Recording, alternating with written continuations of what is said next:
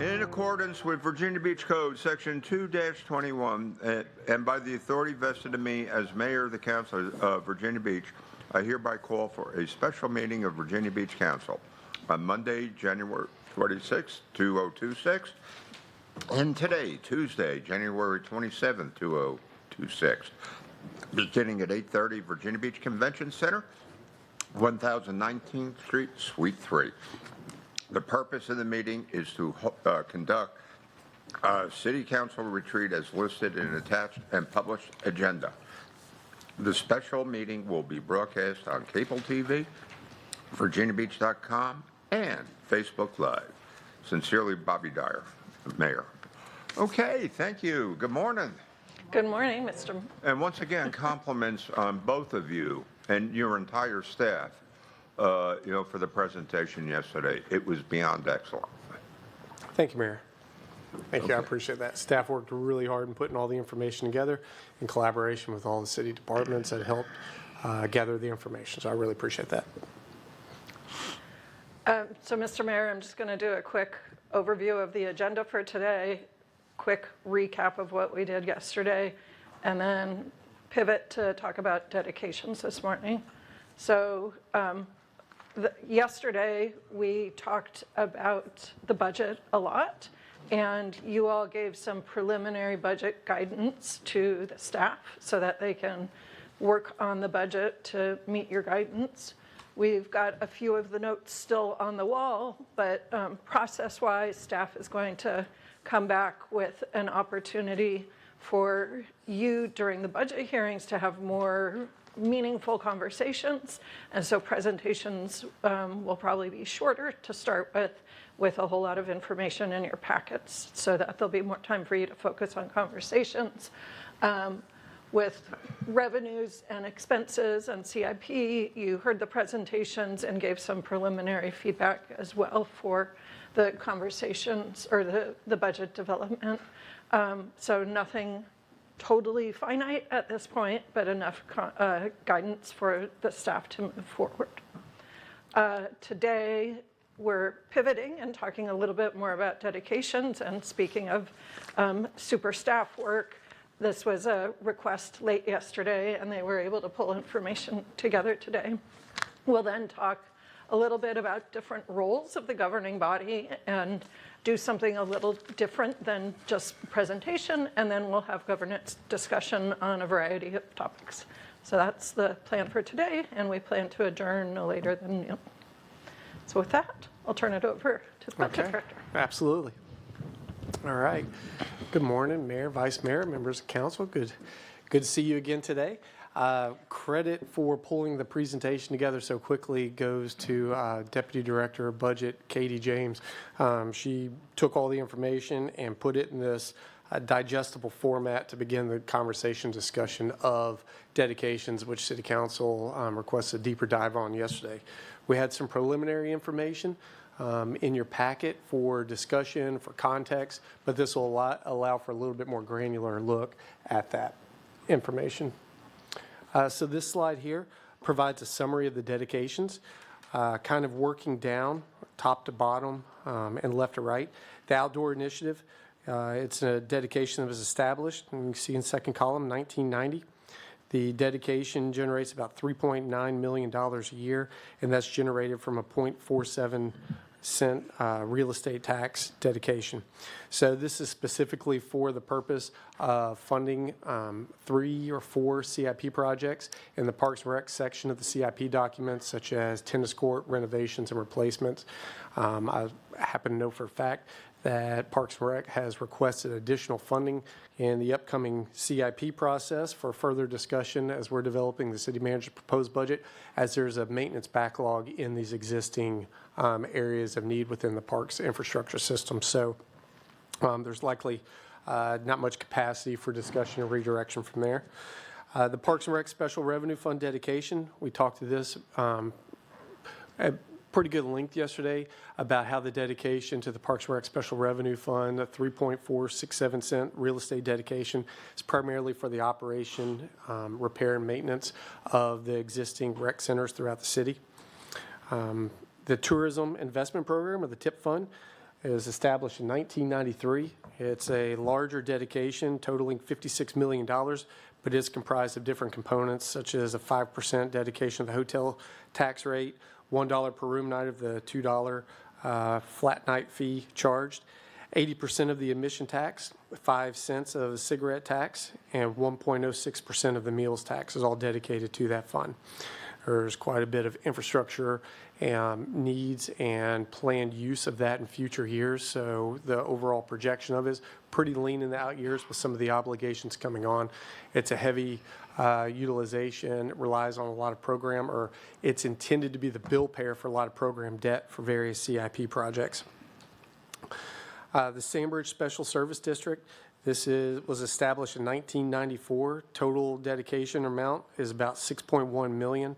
That comes from a 6.5% hotel dedication, $1 per room night of the flat tax that is generated within that geographical boundary. And there's additional real estate surcharge tax of 1 cent. And I'll talk a little bit more about Sandbridge on the next slide. The Economic Development Investment Program, or reference to EDIP. This is a dedication from 16-cent equivalent of the cigarette tax rate, generated about $1 million a year, and this is transferred to a CIP project for utilization and economic development to provide performance grants and incentive grants to the business community. The ARP program, this has been discussed at length in previous year. In fact, last year as a part of the adopted budget, the City Council redirected a 0.3 cents of this dedication to support the newly established major project fund. The remaining amount dedicated to this fund is a 0.6 cent, or excuse me, 0.6 cent of the real estate tax rate, and generating just under $5 million a year. The Open Space Fund was established in 1995. This again was one of the dedications that was redirected or partially redirected last year in the establishment of the major project fund.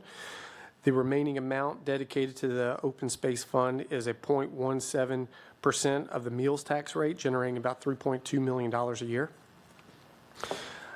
The TAP program, or the Tourism Advertisement Program, again established in 1996, generates about $17.9 million a year, and that comes from a collection of various tax dedications, 1% of the hotel tax, $1 per room night, minus the $1 per room night that's generated and dedicated to the Sandbridge SSD, and a 0.5% meals tax dedication. The Central Business TIF, Central Business District Town Center TIF, was established in 1999. Total amount generated is $11.2 million. This is the amount that is generated as a result. We had a pretty good discussion yesterday about the calculation TIFs and how that occurs. Of the amount that is generated within the TIF, a reminder that City Council dedicated or redirected 40% of that annual revenue over to the establishment of the major project funds, which again we discussed in pretty lengthy detail yesterday. The Flood Protection Bond Referendum Fund. So this is one of the newer dedications, and the intention of this dedication is to provide a sustainable bill payer to support the bonds and the debt service associated with the $567 million bond referendum.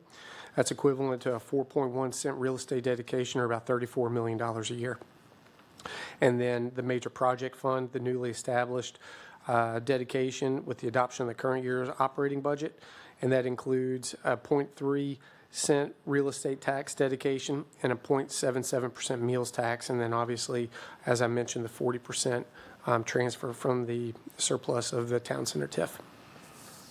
So in looking at these, to provide a quick overview of the funds that potentially have capacity for discussion and consideration.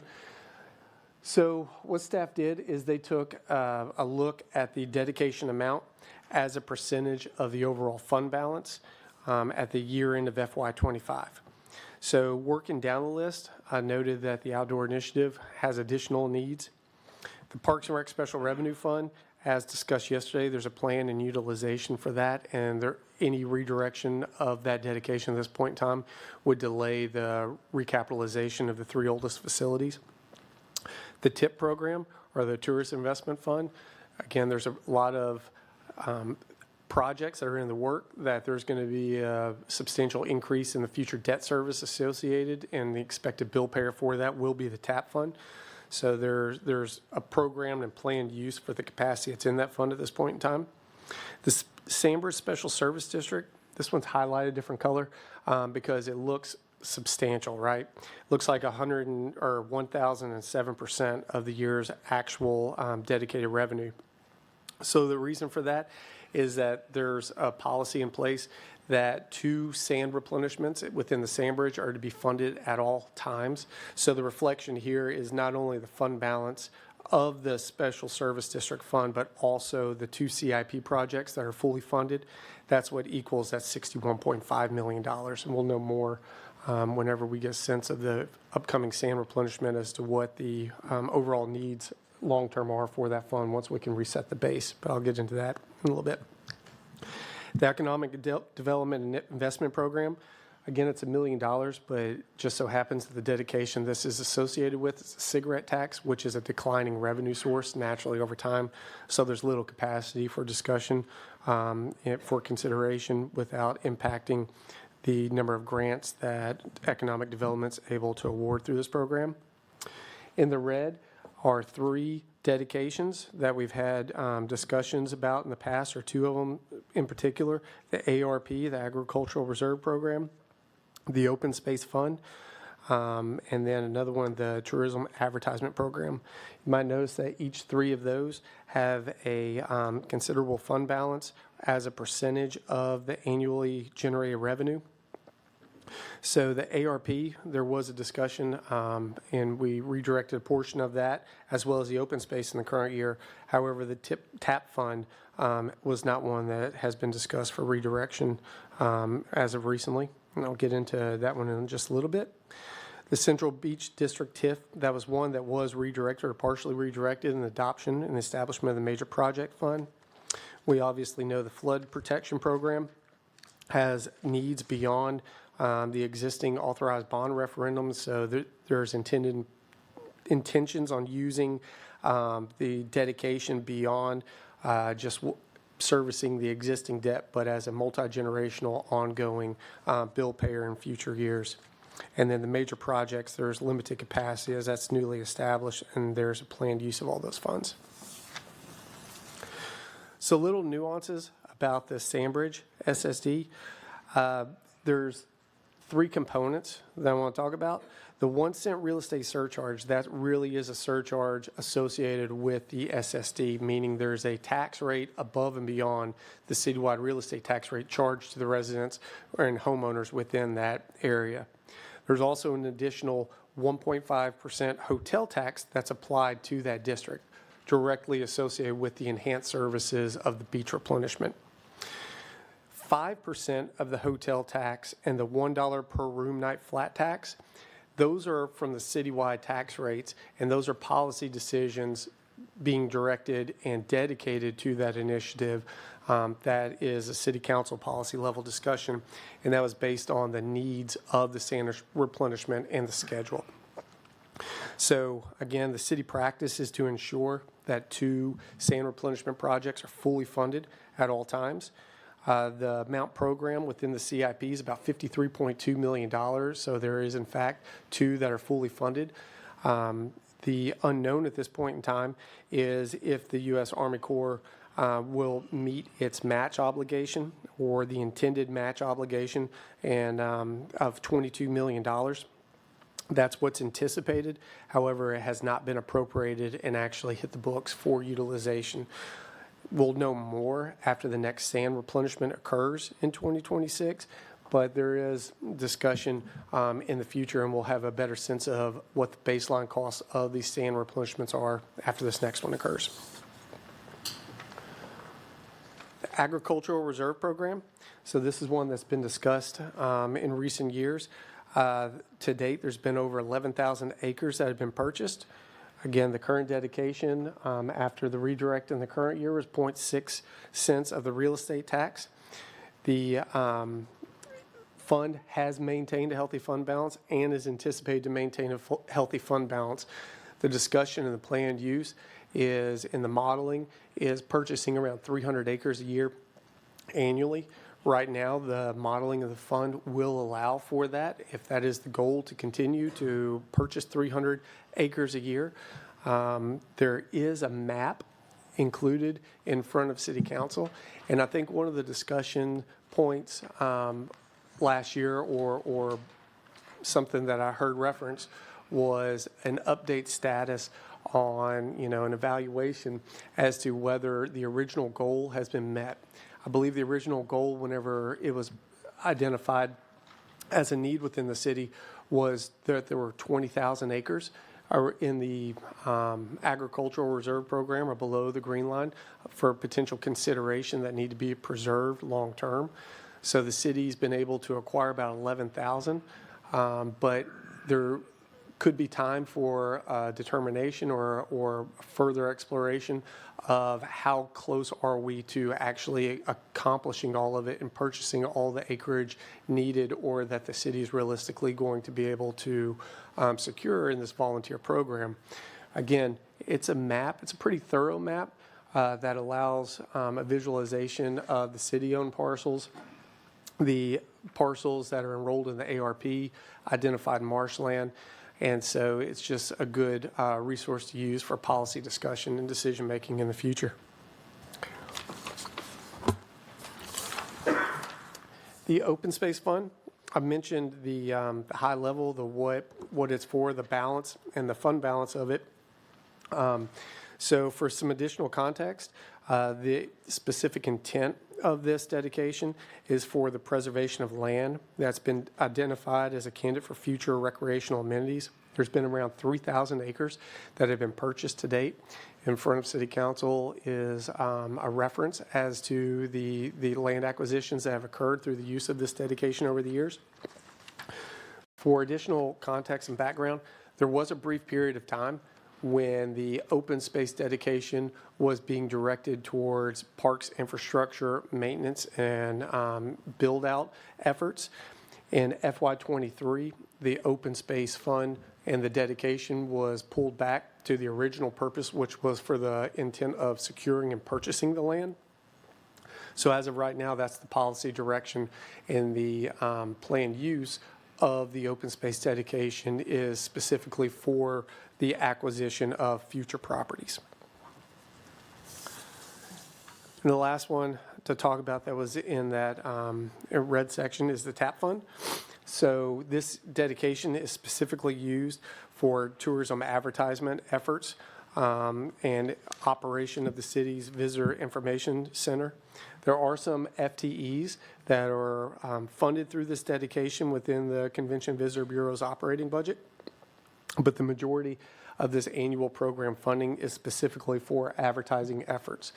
And I do believe there's been discussion within CVB. The intent is with the out-of-market advertising efforts that the city undergoes, trying to secure and draw people in from outside of the region. And so that's the quick rundown of the dedications within a one-day turnaround, but we can certainly continue to explore more, provide information as directed by council if there's a desire to inquire anything else about the dedications. Any question? Okay, Stacy and Worth. All right, once again, I'm not going to hold you to this. We've heard that before. Okay, so under the ARP, the goal is to purchase 300 or to acquire 300 acres a year. And under the current market conditions, approximately, what is the cost of that? Given the stripes that we have to buy, and I know depending upon the market value of the land. I'm gonna have to follow up on that one because it's determined by the interest that of the purchase price of the strips at any Right. given time, and it can fluctuate. So Katie's got something good. I can tell you what we budget for them. Okay. It's about $15,000 an acre. And that's what we budget. We budget higher than it normally costs. So it'd be $4.5 million. Yeah. We budget more than we Yeah. Yeah, so- purchase typically. We budget for 300 acres. Right. We typically purchase maybe 100, 150. On average, about 150. Yep. But every year is different, right? It depends sure, on of the course. properties in the queue. Because it's a voluntary program, and you could have a year of 400 or 500, Right. and then a year of 100 the following year. Okay, but ballpark, you're budgeting basically like $4.5 million a year. Okay. Thank you. Worth? Thank you, Mayor. Thank you, Mr. Shelley, for the presentation, and Katie for putting this together. And I'm glad we're having this presentation and discussion. I don't have any agenda other than to take a look at where we all are on both the fund balances and the how we build up each fund, from the cigarette tax or from real estate tax and et cetera. So I just have two questions and maybe a comment as a follow-up. On the Sandbridge SSD, can you clarify two of those, if you could pull that back up, Kevin?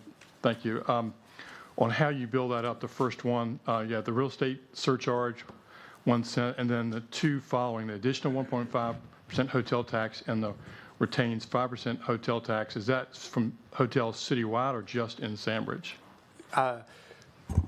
So it's the amount that's generated within that. It's also good that some of these are also General Assembly direction. Is any of these General Assembly direction?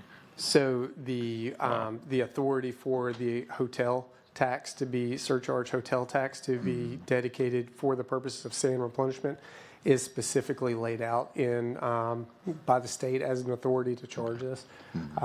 The 1 cent real estate falls under any authorized SSD capacity that a locality could implement.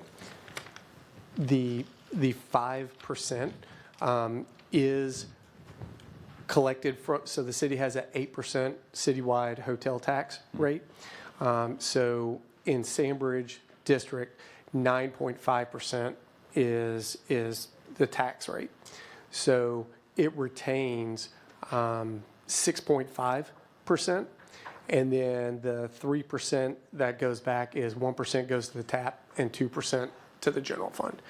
And so it does retain the equivalent of 6.5 that's generated within that geographical boundary. And that actually comes from the 5% dedication that's in the TIP fund. So whenever we're doing an estimate of the TIP fund dedication, which is 5% of the total citywide tax base or tax rate that's generated, the TIP fund gets that allocated there, and then netted out of that is the 5% that otherwise would be generated or is estimated to be generated within the Sandbridge District. Okay. It used to be a transfer, but GASB regulations changed that policy and how that, and so we have to estimate the revenue directly within the funds. Thank you. So just, and then another follow-up on the tourist advertising program, AKA TAP fund.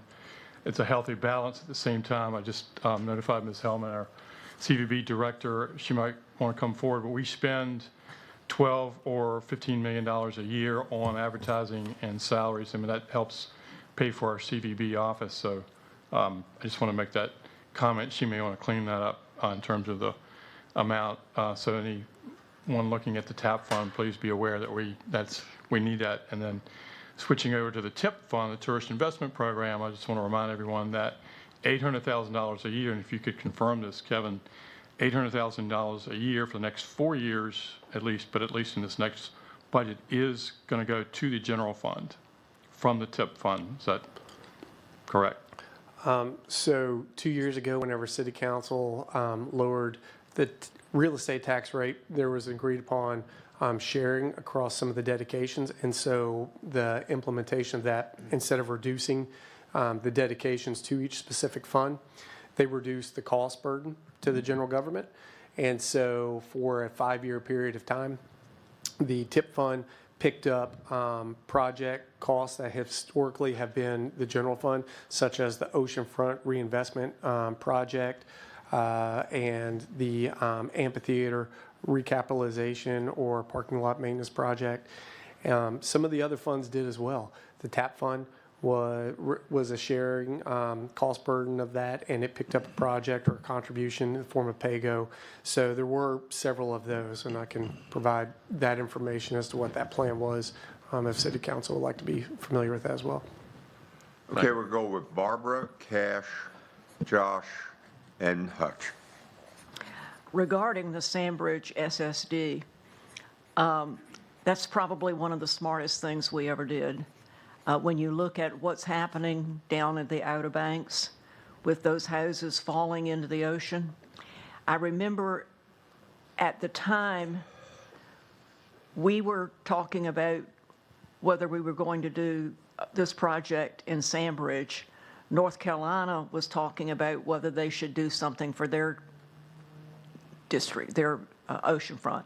They chose not to. We chose to develop this SSD, and to me, it's one of the smartest things we ever did, because Sandbridge does not have to compete with the oceanfront or with the rest of the city to get the money to do their sand replenishment. They're paying for it. And when it started out, the real estate tax surcharge was much more than 1 cent.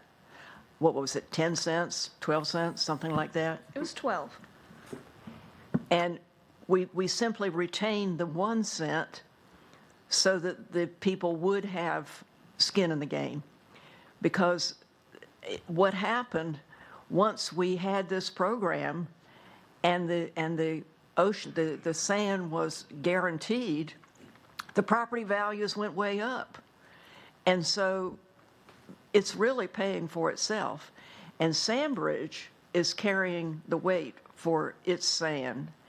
And I think we certainly do constantly need to review all of our funds to make sure they're doing what they were intended to do and that they are funded appropriately. But this fund is really amazing and has done so well. So we have adjusted it before. We may want to make some adjustments again, but this is something that is, and to require that we keep enough for 2 emergency sand replenishments is so smart. So this fund is something we really want to make sure we don't upset in any way, because Sandbridge is carrying its own weight. Okay, you're going to go Cash, Josh, Hutch. Good morning. Thank you for your presentation. Just a question on clarity and really breaking down what it means for the cigarette tax dedications. It says cigarette tax dedications are dispersed to the Economic Development Investment Program. For the general public, for the working class, what does that mean in terms of disbursement? And if cigarette taxes, the revenue generated from them has been going down, then hasn't that greatly affected whatever dedications they were dedicated to? And what are those dedications? Not that, I mean, I'm not holding like Stacey no. says. It's okay. So the general fund receives, I believe, 54 cents of the total 75-cent cigarette tax dedication. The EDIP, or the Economic Development Investment Program, is a 16-cent dedication, and then the TIP fund receives 5 cents of that dedication. So it's those 3 funds. It would be the base general fund, the EDIP program, and then the TIP fund. I think what I'm trying to say, thank you for that. But where do they go? Like, I understand like, for instance, human resource, but in human resources, you have several departments that they are funding, mental health, wellness, that sort of subtopics. Is that information, could I be made available, that information? Because I just don't know where it's going. It's like Virginia Lottery says they donate some of the earned money going to public schools. Well, that was good for the working class because we understood that. I don't know if we see that, but at least we understood that. For me, I'm just trying to understand in what brackets does that fit in. so that I can better understand where the cigarette tax, that dedication is going. And maybe we can, I would like to look at the cigarette tax dedication. I think that that's something that needs to be looked at a little more thoroughly. Thank you. Okay, the Vice Mayor would like to address Yes. your comment. So it's investment fund, but it's also an incentive fund. And economic development uses that money to help bring in businesses to the city. So there's a whole formula of, how many employees you're bringing in, what's the salary levels. And so the higher the salary levels that come in, the more of an incentive you get. And then also the capital improvement. So the Development Authority, pretty much monthly, and Michael can add to this if you'd like to, they figure out what these different levels are, and with the it's a formula, and they make recommendations to the Development Authority to get these businesses to come to Virginia Beach or to expand in Virginia Beach. So it's investment, but I also think it's an incentive program. So that's where the money goes. Michael, did you have a comment? Yeah, let me just say this too. Every city is competing out there, and they are given, sometimes even more lucrative inducements to come. But once again, as we were talking yesterday, and Worth and I have talked about this ad nauseum, that we got to, increase our percentage of commercial, and to help get the burden off the residential. Okay, Josh, and then Hutch. Thank you, Mayor, and thank you, Kevin, for and Caitlin for putting the information together so quickly. Just a couple questions about the Ag Reserve program, and I just want to make sure I understand it correctly. So it is 0.6 cents of the real estate tax. Currently, there's 26.6 million in fund balance. 5 million is budgeted for FY27. Most recently, there was 3.2 million of the most recent allocation that was unexpended, correct? And that 3.2 million, any unexpended amounts rolls into fund balance and stays in ARP, correct? Correct. That 5 million is meant notionally to budget for 300 acres per year. Over the last 10 fiscal years, we've purchased on average 150 acres a year. Did any of the ARP come to help balance the budget for that 5-year temporary time frame? Or was the ARP invaded at all for either the major projects fund or to help balance the budget? So last year, there was a 3 cent or a 0.3 cent of the real estate tax dedication redirected from ARP to the major projects fund. And the ARP fund was one of those funds I previously noted, similar to the TIP, where there was a reduction of the general fund cost burden for a 5-year period. So a portion of that was redirected to support a CIP project. Okay, so previously there was 0.9 cents of the real estate tax, and there was a roughly $7.5 million annual allocation. So a third of what had been allocated came to the rescue, so to speak, for a 5-year breather for the budget. I guess my question is, how much do we need in fund balance to safely cover our obligations and then to take advantage of emerging opportunities to acquire additional property? Because if I'm just looking at, and I'm not questioning the value of the Ag Reserve program by any means, because I think it's been extremely successful, and it's a growth management tool, and I think it helps ensure that we have farmers and farmland, in the future, and we preserve our rural heritage. But to have that kind of latent capital just sitting there is just, especially if we're making difficult decisions otherwise. What's the right number? Is it 26.6 million? Is it 20 million?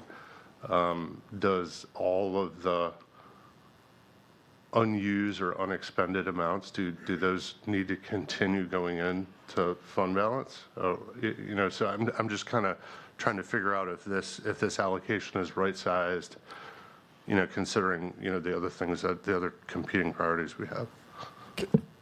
Councilmember, it just depends on the assumptions and the intent, right? If the 300 acres don't materialize a year, then you're correct. It will just continue to grow fund balance. Assuming that 300 acres does occur each year, there would be a slow drawdown on the fund balance in a sustainable manner. So it really just depends on the policy of the council. And is that the right assumption to make? Is that the goal? Is that what City Council would like to have as an open-ended possibility? It can change vary quite a bit in terms of if that materializes or doesn't materialize. So Kevin, you're also, the last bullet there, you're basically saying if we bought 300 acres a year, fund balance alone could go another 24 years. Mm-hmm. Is that taking into account the balloon payments that occasionally happen when you have to cash up as well? So correct. It's a pretty healthy fund, right? You know, and I think, and that's one of the reasons why council got comfortable with us redirecting a portion of it as well. You know, there are a couple of these that have a good fund balance that, as we look at the budget to address some of the CIP needs that council talked about, you know, could possibly be opportunities for redirecting some of those to help cover, you know, new CIP priorities. Okay, Hutchins Stacy. So, Kev, can you pull up the one where you had the red box and the yellow box? Yeah, that one. So I'm going to keep with the ARP program here for a minute because you and I have talked a little bit more about this over time. Is in the past is that okay? So, and Katie was helping us with this. Is we're looking at, to me, to look at it to keep the 11,000 acres and the balloon payments. I'm so glad. Thanks, Josh. Everything you asked really, I think, helps give clarity. My question is that when we're looking at 300 acres and we're only buying 150 for an average but I believe you told me, I don't want to put words in your mouth, that you have to plan for 300. And that's why this thing is still growing, because y'all have to be thinking about that. So if we change that number to that, what is actually the average, 150, whatever that is, I'm not trying to say that part, and then you set the balloon payments and you set everything else, then that's going to give us a true picture of what the money is that's available. Because we're sitting here talking about, we haven't said a whole lot about the flood mitigation and the money that we owe and employees and giving some back either through the personal property or through the real estate. Real estate, thank you. I'm trying to give you due. I know, I can't even say it. So, I'm sorry, Stace, I was trying. I've said many times, we'll sit around the fire department table and argue, fuss, and fight, but in the end, we're working towards a common goal. So, and that's to save the taxpayers some money. So, my point, though, is I hope I've made it, is that with the program at 533%, you don't have to be an accountant to know that that's way better than healthy. So right, is so that. But it helps. Yeah, it helps. Yeah, is that if we could use some of to right size it. I'm not in any way saying to do away with the program or not keep it where it is, but if we're only getting 150 acres a year on average, then why not just figure for that so that we can have that to use? Do you want to say anything? Because I got more. I was just going to. I had some coffee this morning. I'm ready to roll. You're on a roll, Hutch. Yeah, let's go. Is it related to the acreage, your next thing? Nope, going on to something else. Just, so there's never been a restriction on the amount that can be enrolled That's my annually. And so the 300 is a window to build in that what if they come. Yes. Katie might be able, so whenever the program was established, I think within the first couple of years, in my mind, I'm thinking there was like 8,000 acres.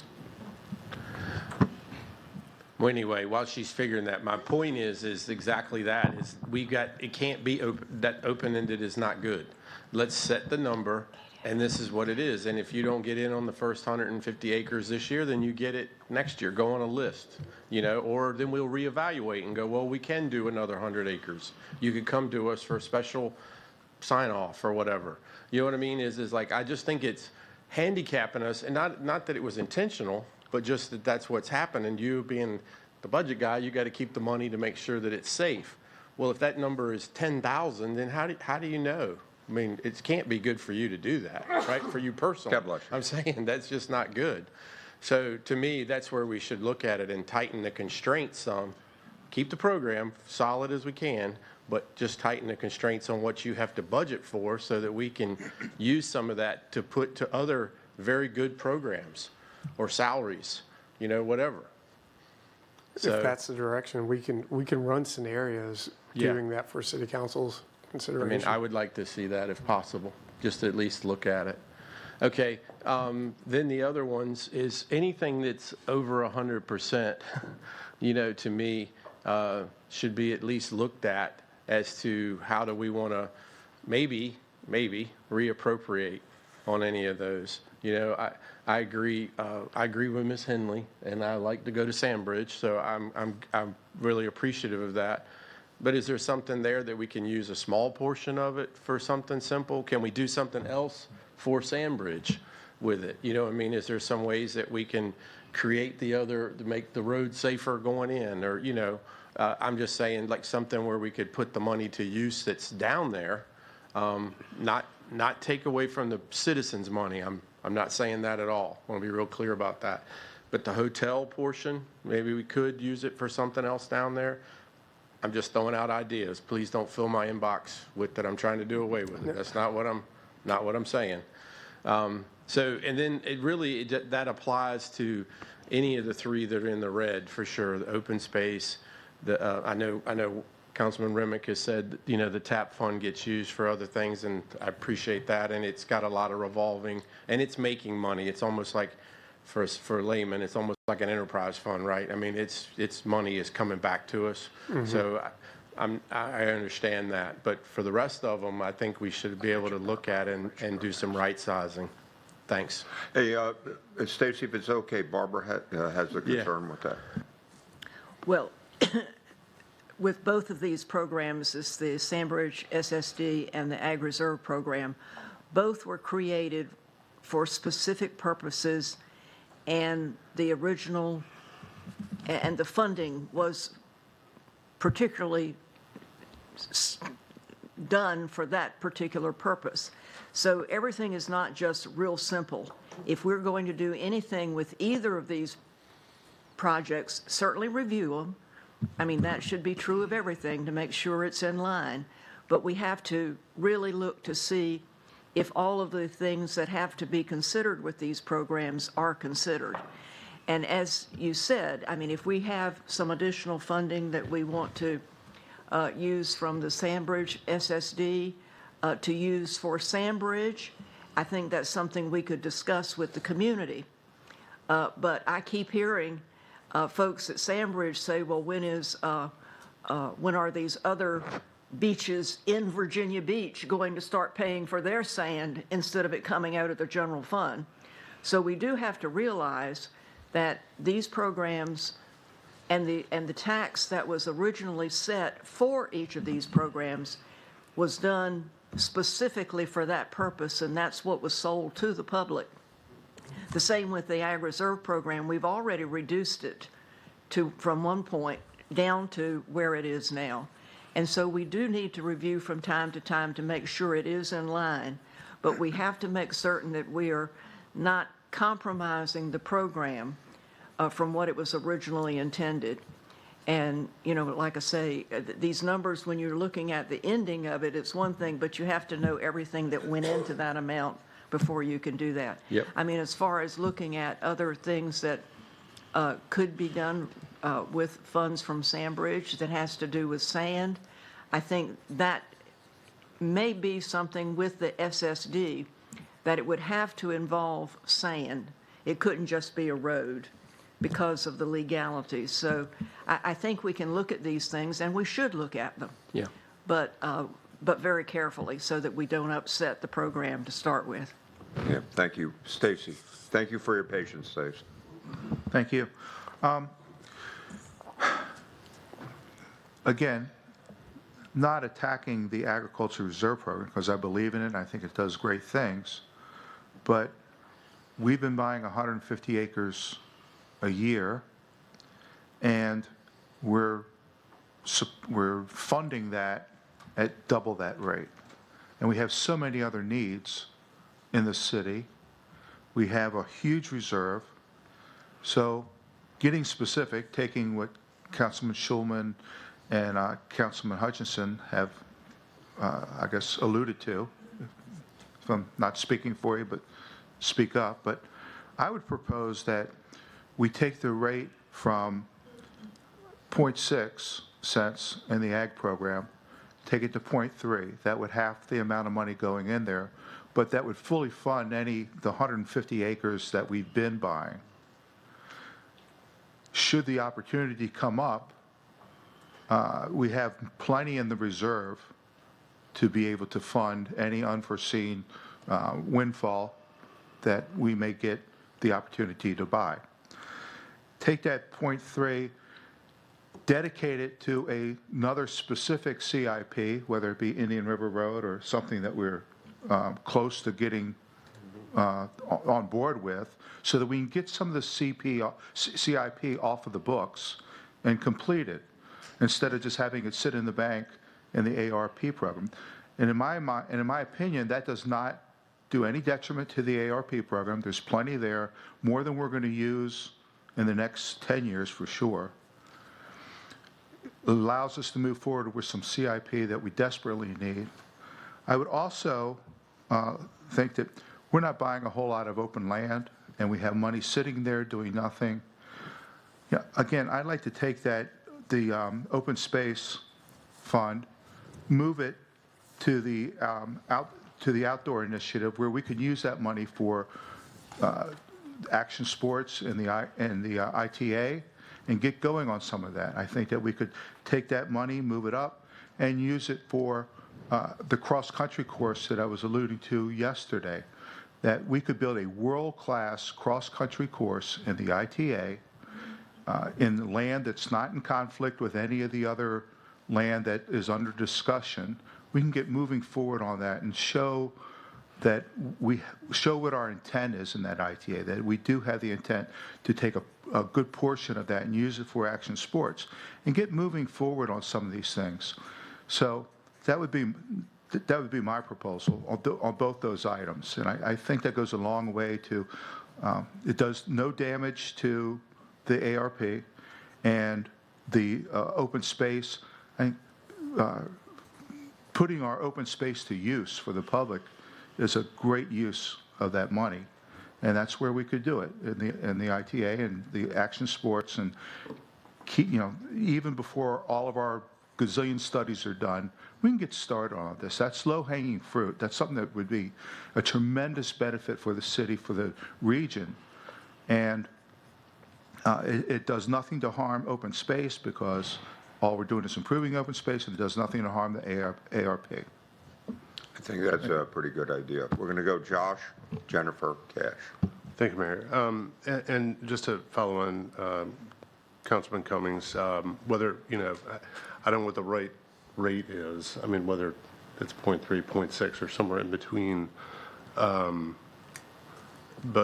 I think, another piece of it is, if it isn't reduced to something like a 0.3, then, and it's looking at that rollover, with an unused amount that it just rolls right into fund balance, and it's never seen again until it's needed at some point to be determined. So, I mean, even the ratio of what that rollover is, say 25% of it goes back into fund balance, 75% of it goes into some other thing. And I agree with you. I think if it's gonna be reallocated to anything, it ought to be infrastructure, because that's, that's what we need to be investing in. As far as open space goes, I think that one's a little different, and this is just me, because that is, those are properties, potential opportunities citywide, and those sometimes help us navigate difficult situations, especially, for land use issues where you've got contentious properties, and maybe, you've got an opportunity to, I'm thinking of Jericho Road Park, for example, the SeaTac Park. And I think we want to be able to have those opportunities to preserve and create open space, and to have those, just even environmental buffers as we go about redevelopment. And I think the fund balance is, property ain't getting any cheaper, that's for sure. So, you could use that fund balance basically in two transactions and have it be gobbled up pretty quickly. So, but I do agree with the ARP that some combination of a rate adjustment and/or the how much gets rolled over into fund balance is probably appropriate. Barbara, did you have a comment for Josh? Yes, well, for that as well, but I would say that we have citizen advisory committees for each of these topics. We have an open space citizens advisory committee, we've got an ag advisory committee, and so forth. For a time there, we were not buying open space, and we had a lot of pushback from the public, because the properties that come to the open space for purchase are generally promoted by a neighborhood that's very much concerned that one of their prime, most loved parcels is going to be developed. And so the demand was from the public that we came back to the open space program. So each of these things has a history.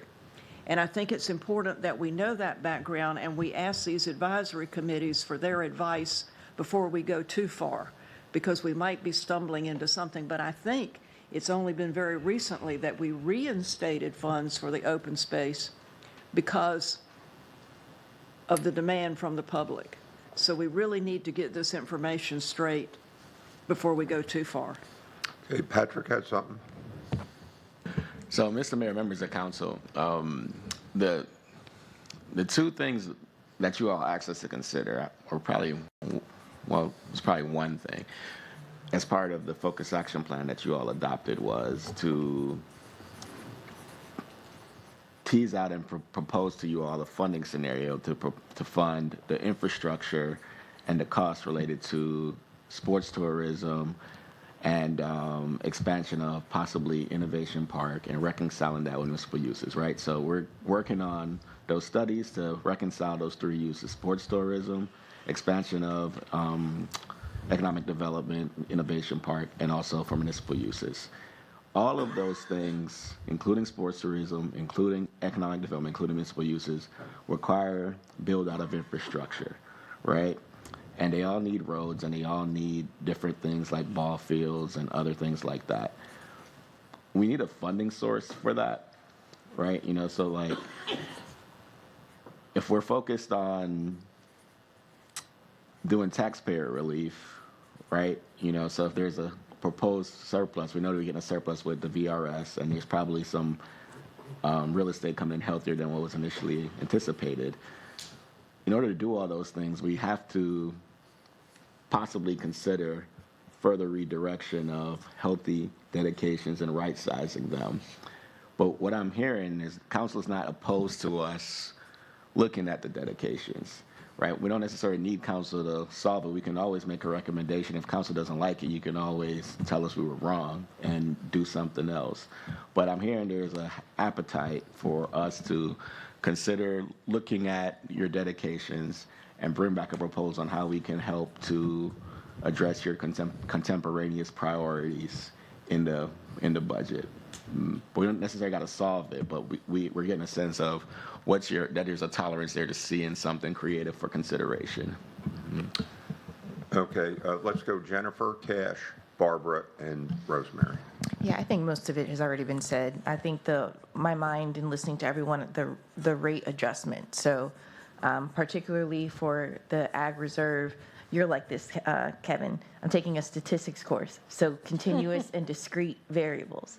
And so in my mind, like looking at something like this, there's a finite number of parcels that can be purchased as part of this program. It's not going to be an ongoing thing. It's going to, at some point, so to Councilmember Cummings' point that, perhaps there was a lot that we were purchasing at first, and then it's getting smaller and smaller and smaller as the number of parcels decrease. So because there's a discreteness to that, I think that that's an appropriate fund to look at thinking about it for the purposes that you've mentioned. So thank you. Cash?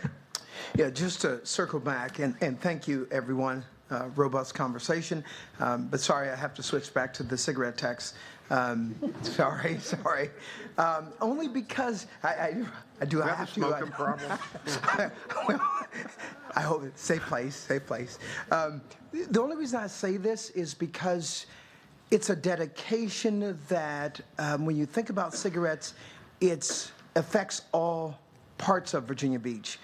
I just don't see where Centerville is, so I can tell Centerville, hey, listen, because of the cigarette tax, the dedication, we can do road infrastructure using that money, or we can help fund. I'm just, okay. So, sir, I was going to give you that exact example. Okay. Right? Probably a Centerville Road project, right? So 21 cents goes to economic development. What goes to economic? 16 cents goes to economic. 5 cents goes to Tip fund. 54 cents goes to the general government operations, of which the city pays debt service. So inside the treasurer's coffers, right, inside the Bank of Virginia Beach, we get $600 million a year. Some of that $600 million a year is coming from the cigarette tax, and that's covering the general operations of government. And probably some of those pennies associated with the cigarette tax is going in to pay for debt service for things like the Centerville Road project and things like that. So it's inside the big giant sauce that is how the council funds the local government. So it's not just going to the EDIP program to give incentives for businesses to expand or locate to Virginia Beach. And it's not just going to the tip to pay for projects at the oceanfront. It's going into how we buy fire trucks, how we pay for road projects, how we fix potholes. But it's not tied to one specific program within the city. It's funding the entire city operations overall, including probably even sending some over to schools as well. And Patrick, is Centerville 2 still on queue? Mary, you don't have any easy questions. Yeah, we got rid of Centerville 3 because I'm pretty certain Centerville 2 is in queue. Katie, you got anything you want to say about that? I think they're doing land acquisition now, but yeah, it's on schedule. Centerville 2 is an operation. Okay. Yeah. It's funded. Thank you. Thank you. I can see the wealth being spread out. Okay, Barbara and then Rosemary. I am And then, very much concerned about this focused action plan. I think maybe different people had different ideas about what that was. I thought it was just the plan for things that we were going to consider. I didn't think that just because something was mentioned in that, it meant we were approving it. And so I think we need to kind of back up and just see what has been approved and what is being talked about. I had no idea that there was already a consultant hired to redefine the ITA. I know we had talked about whether there needed to be some adjustment to it, but talking about something doesn't mean that we are approving it. I think if you're approving something like that, it takes an actual vote of the city council. And some of these things are moving forward that I'm not so sure 6 members of council would have voted for, or certainly the public has not had input. And that's been something I've been saying. And unfortunately, some of these things, too many of these things come to us in closed session, which means that we really can't talk about these things to the public. But one of the things, and I think that the legality is that I can, if I object to something in the closed session, I have to object publicly. And I have been objecting to the fact that things are done without public participation. And the public doesn't know a lot of what is happening. And I think we have not brought the public in on these plans at the beginning. We wait until the very end and say, oh, well, we've got to have a public hearing and there's got to be a vote. But if the plan and the decisions have already been made, the public's really not having input. If we're going to do a plan, the public needs to be a part of it from the beginning, and we're not doing that. And I really think we need to re-examine some of this stuff that's moving forward, because when I look at the comprehensive plan that's before us and some of the things that it says in there, for example, expansion of Innovation Park. I don't think the City Council has voted to say we want to expand Innovation Park. It's been talked about, but I don't think the City Council has made that decision that we want to expand Innovation Park as described, to take 700 acres of agricultural land and become an industrial park. That's not something that I think we have talked about or should be pursued until it's been talked about and clarified with an actual vote of City Council. I've got a lot of concerns about the direction we're moving in. Hey, wait a minute, Patrick, can you respond to that? Mr. Mayor, I just want to clarify, the council has not voted to support any budget proposals. You have just asked us to bring forward something for consideration. And the council has not voted to amend the ITA plan. You've just asked us to start the process to amend the plan and bring something forward for the council's consideration. Okay. Rosemary. I kind of want to go back to Sandbridge again, and I agree with Barbara. The SSD and the sand tax and all of that was one of, and it happened right before I got on council, and it was really a brilliant thing to do. And it was not just the sand, but it also provided water and sewer down there. And it's been such a huge success. Besides, we're not having the houses fall into the ocean like the Outer Banks, but it's, you know, you can survive or you can thrive and flourish, and it has thrived and it's flourished. And that's why it's done so well, and that's why we've been able to bring the surcharge way down, because there's been so much money that's been able to go into that. And I do remember there's quite a few years that we took some of that money because of, it's like the TIF in the town center, that it needed to benefit the rest of the city. And so I know quite a few years we gave the schools a portion of that money. So I think there is a way to look at it to see how it can be done. And it was the right thing to bring it down, because it's as you can see, it's a healthy balance. And you really have to applaud Sandbridge, because they paid for it themselves. I mean, by the success that it's created, but also because we were there to help put it in place. So anyway, I just think it was a really great thing. Okay, Josh. Thank you, Mayor. I just, I want to defend our focused action plan, because, I mean, that's our body of work these last 3 years. And that's what we've been talking about at each and every one of our council retreats these last 3 years.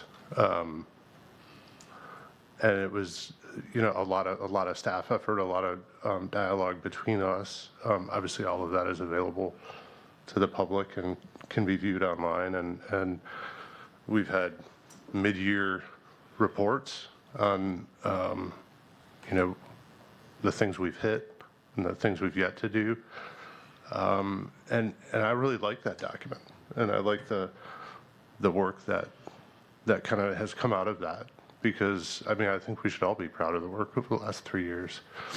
And I do remember on the wall behind us, where we all, it wasn't dot gate, but it was maybe one or two before, where we all went up there and, put dots next to the, should we explore these things? Should we dedicate time and effort to help, to help us make a better and more informed decision as to both the sports and the economic development opportunities that might exist down there. And I clearly remember that we all agreed that, or at least most of the dots agreed that we should, that we should go ahead and evaluate the questions so that we can make those informed decisions. And there's been no decisions made yet, other than to just evaluate it so that we can communicate it to people. Okay, anybody else at this point? All right, let's go ahead and include this part, and I think it was a healthy discussion. And, but once again, it's deliberation. But let me just say, in politics, we get blamed for not acting quick enough and then acting too quick. And what's going on? And if you have an action plan, the idea is plan. And, once again, I think that we all had a consensus about getting a world-class track and getting some action sport. The ideal is getting it going versus talking about it. And if we have a funding source that is quasi-related, whether it be agricultural reserve or open space, that's money well spent, especially if there's money technically in the bank. And the idea, once again, finding this funding sources. But once again, I think, the council may think now is the time to act, not talk, and, we got, and demonstrate to the public that we're acting in their behalf. Okay, Michael. Thank you, Mayor. I want to say a word about action sports because I consider myself to be, I think, one of the most vocal champions for action in participatory sports on council. And I certainly support expansion of action sports opportunities both for Virginia Beach residents and also as a tourism amenity and attraction that would benefit everyone in our community all year long. BMX has been a great example of that. Every time we're in the convention center now, just across the street is the center that every time I drive by is just, bustling with activity from people from all over the country. It's pretty exciting. And I think there are so many opportunities before us, including in potentially in the ITA. Maybe I've missed something. But what I haven't heard, though, is a really careful examination of what the impact of, for example, a cross-country track would be, or whether it should be BMX, whether it should be skateboarding. And I've heard a lot of discussion about an NCAA cross-country track, and that sounds like it could be great. And I know there's been assertions that high schools and maybe universities would benefit from that, and probably so. But we're talking about, I don't know, it sounds like we're making a decision on that front, too, which we were just criticized for moving too fast in other areas, so without public engagement or full understanding. So I just want to make sure that we're not, building consensus around something that we don't fully understand yet. And I think we need to fully understand what the impacts would be and what the best investment. After all, these are not our resources. They belong to the public, and we all know that. And the public should expect to benefit from that. So whether it's a track or whether it's BMX or whether it's skateboarding, there's a lot of activity in skateboarding across. Skateboarding is unbelievable, and yet we never talk about that. I was on an action sports panel where we talked about BMX, skateboarding, and surfing, and what opportunities exist both for the tourism applications, but also for locals who enjoy those sports, and that's part of our culture. I think we need more analysis there. I'm not trying to suggest we slow anything down, but I see a train leaving the station awfully quickly here, and I just think we need to make sure we understand what's the impact of all that, as well as any other applications for IT. Michael, I agree with you 100%. Before I get to Patrick, all we're doing is telling Patrick, go ahead and pursue that. All we're looking for is the first step right now. Patrick and then Stacy. Ms. Cummings will go first, Mayor. I'll go after Mr. Cummings, if that's okay. All due respect, we number of years ago, the council had a Victus study. And the Victus study came back with several proposals about how we should proceed and what public interest was, and some of the suggestions that they made are the very things we're talking about. And I think as a council, again, being the new guy on the block, sometimes we do these studies, we put them on a shelf, and we move on. The Victus study was a pretty in-depth study, came back with some very specific recommendations, and some of the things they did, there's just no downside to it. So I think we have done a study. I think we do have the land, and we're finding an ability, and we're not making final decisions, but at least we should start moving forward to see what's possible. And there is interest from local universities to get involved with the cross-country course. Our own school system needs a cross-country course. I think that we found through the Sports Center that if we build something and we do it right, we can attract sports tourism year-round. That place is packed with people from around the country. And things like, a cross-country course, which is in keeping with this idea of the bringing sports tourism to Virginia Beach, is something that we should pursue. And another study is just going to delay it. And this time next year, we'll be sitting here, hopefully not with a new council, but it's possible we're having a new council that's going to want some new information. And, there's an old saying, paralysis by analysis. And I think we have enough information to know that the public wants it, there's a need for it, and we have the space and the ability to do it. And we're not making final decisions, but let's take a step forward. Patrick, let's, Barbara, real quick, and then you, and then let's bring this to a close. I could not agree with Stacy more. It's time to move forward. It was at the retreat 2 years ago that I asked for the plan to completely implement the ITA, and I asked that it be presented by October 1st of that year, which was 24. And we got it. And we have that, and we've been carrying it around for 2 years to make the sports tourism go forward. And you're right, it's not just for the tourists, it's for our kids and our families. It checks all the boxes. So we've been sitting around with this plan for 2 years. Let's make it happen. I could not agree with Stacy more. I mean, we know these things are needed. Okay, let me do it, Michael, and then you can wrap things up, Patrick. Thank you. Well, one thing I know about studies is that they quickly become outdated. So what may have been applicable 2 years ago, market conditions could have changed. I don't know. I'm not trying to paralyze by analysis, but I do want to make sure that, and you say the public wants it. I know some members of the public want it. You know what they also want? They want more skate parks. They want more skate opportunities. We've got a whole BMX community that consistently asks for the opportunity to ride BMX, and there's lots of BMX riders across the city, and we've had some difficulty in that That's area. in the plan. I think we need to just be very thoughtful and very strategic and make sure we're making a decision. It's publicly owned property, and there are public resources being invested in, and I just want to make sure that we're making the best and most impactful decision for the community. It's not to say I don't like running cross-country or open space or see the benefits, but, we're being asked to accelerate in one area and slow down in another area. It's very confusing to me as a council member, and I think it's confusing to the public, too.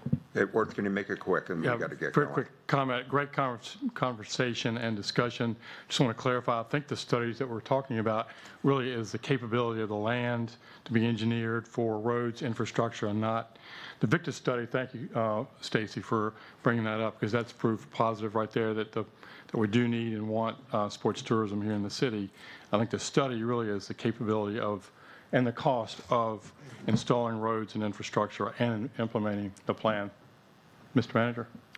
Mr. Mayor, that's that's what the council approved, right? They approved for us to start the process of amending the ITA for consideration and also to do ROI analysis on sports tourism, economic development, as well as like infrastructure feasibility. And just want to clarify, I didn't get direction from council on what elements to put in there at this time. What my understanding of it was that we would work to come up with funding scenario for council to consider as part of the proposed budget. And then after we bring back the completed work on how to possibly amend the plan for consideration and the feasibility studies and the ROI analysis, council would then give us direction to proceed or not to proceed, and then what to proceed with. Okay, we're right in the middle of in the beginning. How about once we get the budget process and get a better handle on it, and then get more info about the comprehensiveness that Michael was talking about, and a few other things. But once again, why don't we just all agree to give this a high priority, coming out of budget cycle? How's that sound? Okay? All right, moving on. And I'm just going to say, to wrap up the dedications part of it, I think what the manager said earlier is what staff heard, but I'll just repeat it to make sure everyone's on the same page, that the staff will review the dedications with large fund balances and come back with a proposal to council as part of the budget process of how they might make adjustments to some of those fund balances, keeping in mind needing to preserve the purpose and intent of the original program. So it's not a final decision, but it's staff will come back with that to you. Okay? Okay? Hey, that was good talk, folks. Good. So we're going to shift, we're totally not talking about budget now. We're talking about, do you want a break? Yeah, Okay. could we take a short break? All right, a 10-minute break. 10-minute break.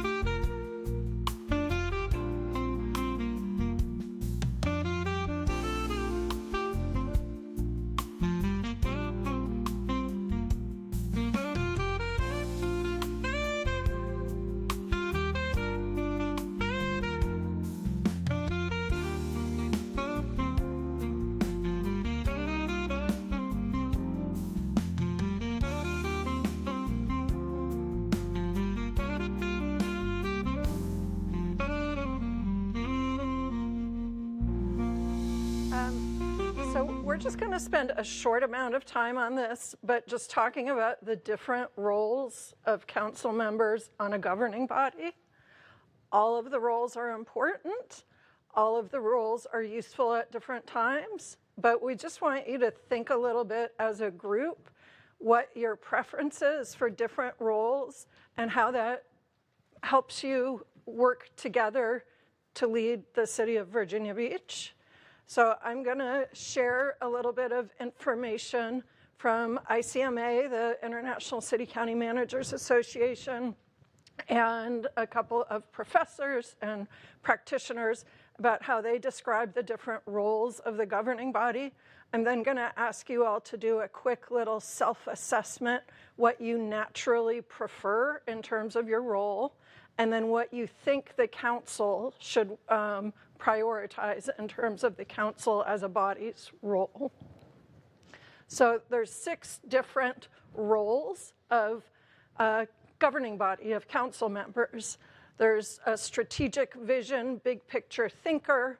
There's a trustee steward, a representative or constituent advocate, a community builder, bringing people together, decision maker, and oversight. And as I said, all these roles have their place, and you're going to shift back and forth in these different roles at different times. So this first one is being a strategic vision or big picture thinker. You have a handout in front of you that summarizes some of this as well, but a strategic vision role is looking at what's important in the short and long term for the city of Virginia Beach. You focus on decisions that have significant impact. So the last day and a half, we've talked about a number of decisions that can have significant impact on the city. You think beyond your present constraints. You're not just looking at what you can do today, but what you can do long term. Try to think creatively about how things might be able to happen. You listen to your community and their wants and needs. You identify interconnections between different things you're working on as a city, and you lead new initiatives and ideas. So strategic vision, big thinker is one role you play as council members. Another role is being a trustee or a steward, and that's you're providing a responsibility to the community as a whole. You're looking at their greater good and long-term implications of your decisions and playing a fiduciary role. You might not always be listening to what the loudest voices are saying, because some people will be saying, don't do this, but you're thinking bigger picture. You're taking on the responsibility as if you're the city residents are the owners and you're their representative and doing what you think is best for them. It's not always what you hear, but it's what you know in the long term is best. So maybe, the example today of doing a SSD for Sandbridge, maybe at the time, I wasn't here, but maybe at the time people were like, don't charge us extra tax. But in retrospect, you're thinking bigger for them. You know that they need it, and so you're having that trustee role. The next one is being a representative or constituent advocate. This is someone that's being responsive to the phone calls you're getting. My trash wasn't picked up on time. I don't know where my thing is in the planning process. Can you help me figure this out? You're connecting your community with the local government, and you're responsive to individual concerns. And all of these roles are important. You play them at different times. The next one is being a community builder, bringing people together.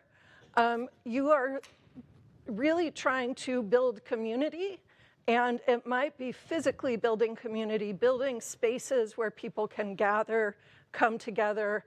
It might be convening meetings where people can come together. It's also bringing people together that have differing opinions and trying to find those common purposes for the community. You focus more on conversations and relationships. You celebrate accomplishments. You participate in a lot of events. You're out there everywhere trying to help bring people together. And then there's the role of the decision maker. Your Tuesday nights, when you're up on the dais making those decisions, you are reading briefing materials, deciding, moving forward. You're participating in study sessions. You're listening to residents. You're bringing your expertise. You're voting. And then finally, the role of oversight is doing things like conducting the manager's evaluation, looking at the audit, focusing on accountability of staff, and focusing on their role, on your role overseeing what's happening. So these are 6 different roles. We use them all the time.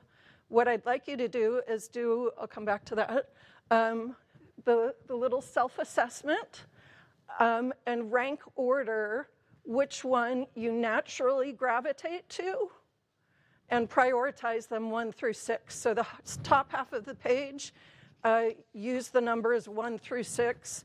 1 is the role you most gravitate toward, and 6 is the one you least gravitate toward. You do all of the roles, but what one do you do most to least? And then the bottom half of the page is what you think the council should emphasize to be most effective. It can be different than your own role or your own natural prioritization, but what do you think the council should be prioritizing? And rank that 1 through 6 as well. And when you're done, we'll collect them.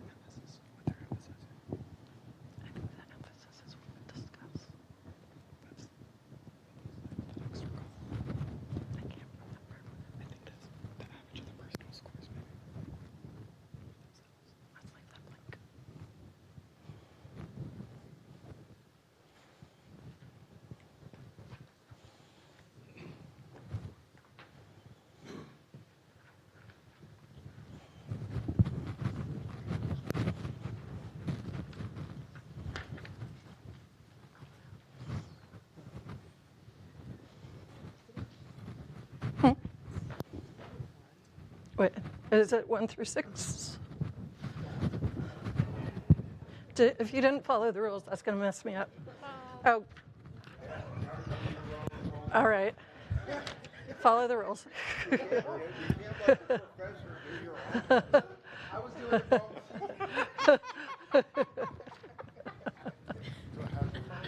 Yes.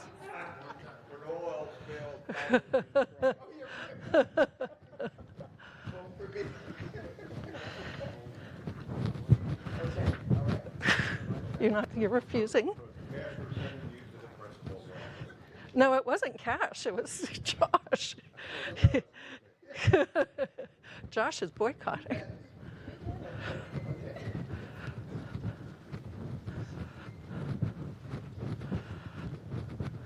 You good?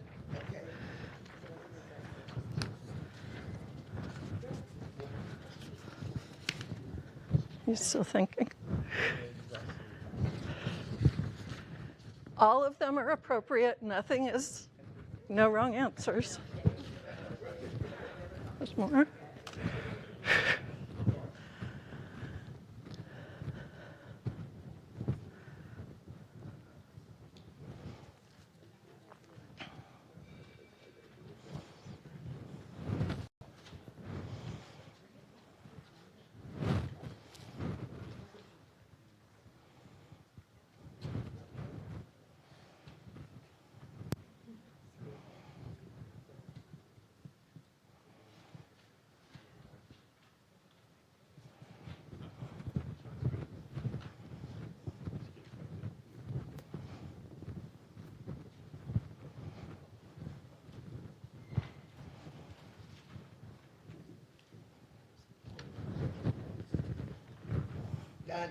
first.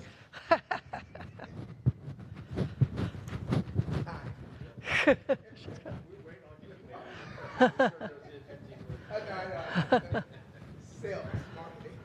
Yeah, when your ship came in, you were at the airport.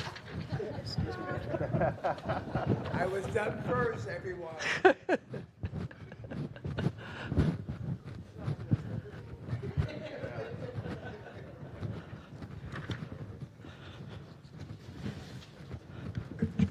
Sandler Center. I've been to that before. Jennifer, I'm going to give you combat pay. Hazardous duty, yeah.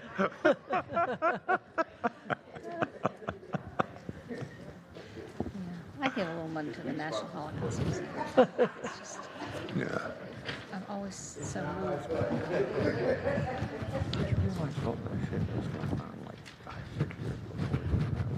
That's frightening. Thank you.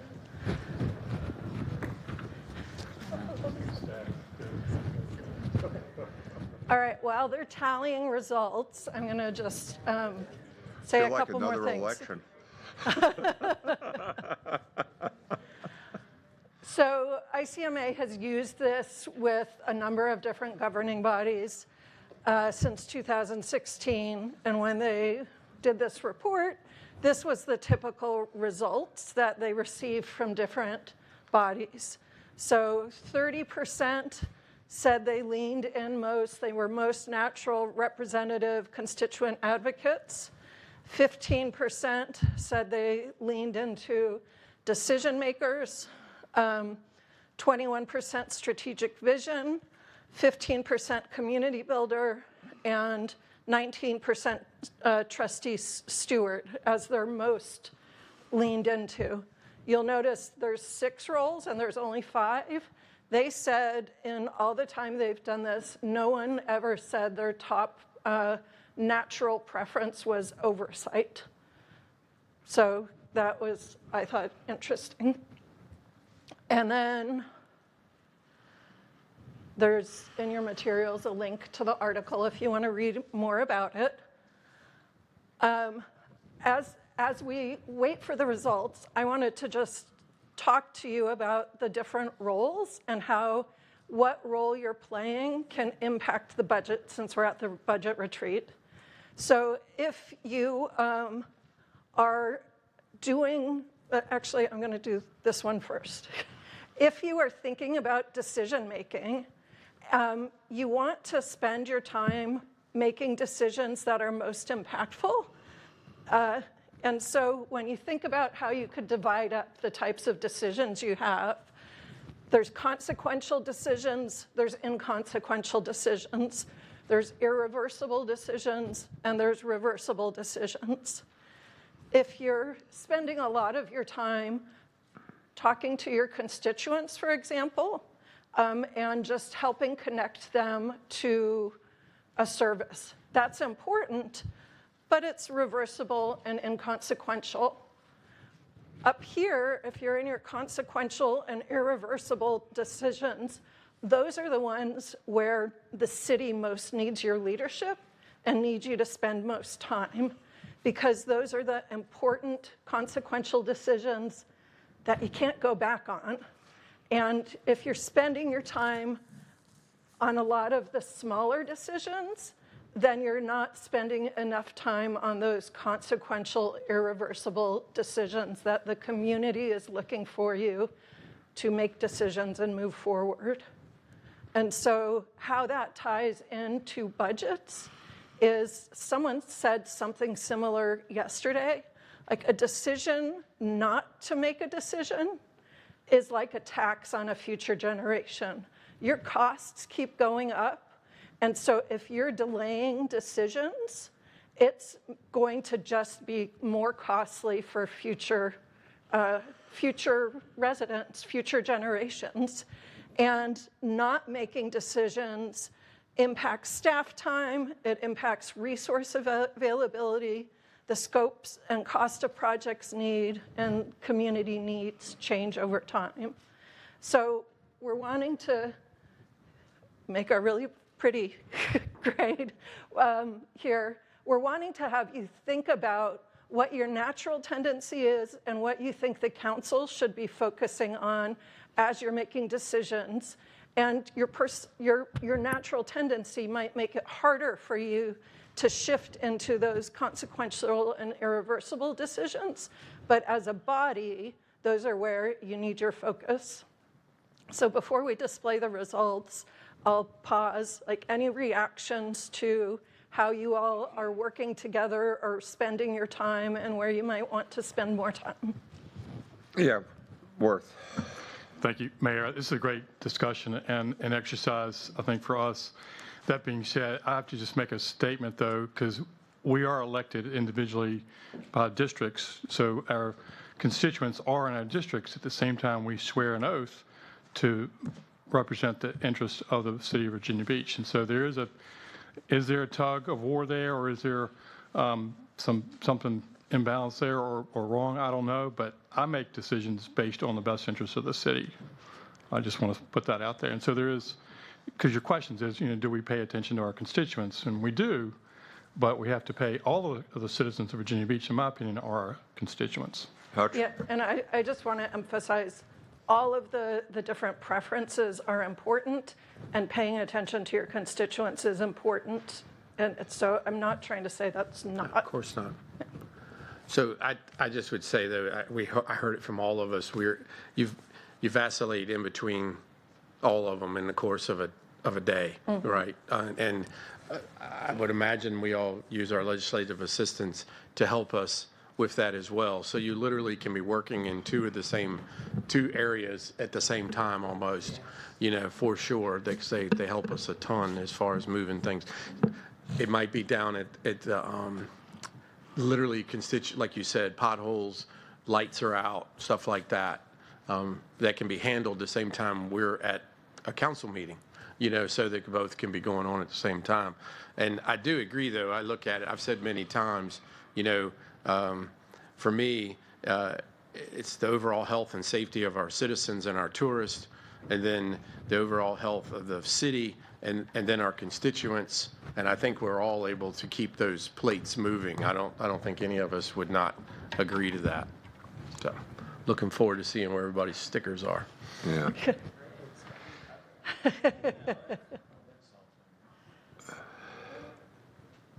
Well, that's a diverse group. We'll put up your averages so you can all see everybody. I'm just going to read across the top. Berlucci puts his natural tendency as representative. Cummings and Dyer, natural tendency as decision maker. Henley and Hutchison, natural. Trustee Stewart, Jackson Green, community builder. Remick and Ross Hammond, strategic vision. Rouse, community builder. Schulman, representative. Wilson, decision maker. So you've all got different preferences, and everyone probably wanted to do like one council member and put them all as equal at the top. But just want to help give you a sense. Huh? No, go figure, Barbara. Buy a lottery ticket today, I'm telling you. Wait, you're the same as, oh? Oh, wow. How is it you were able to copy?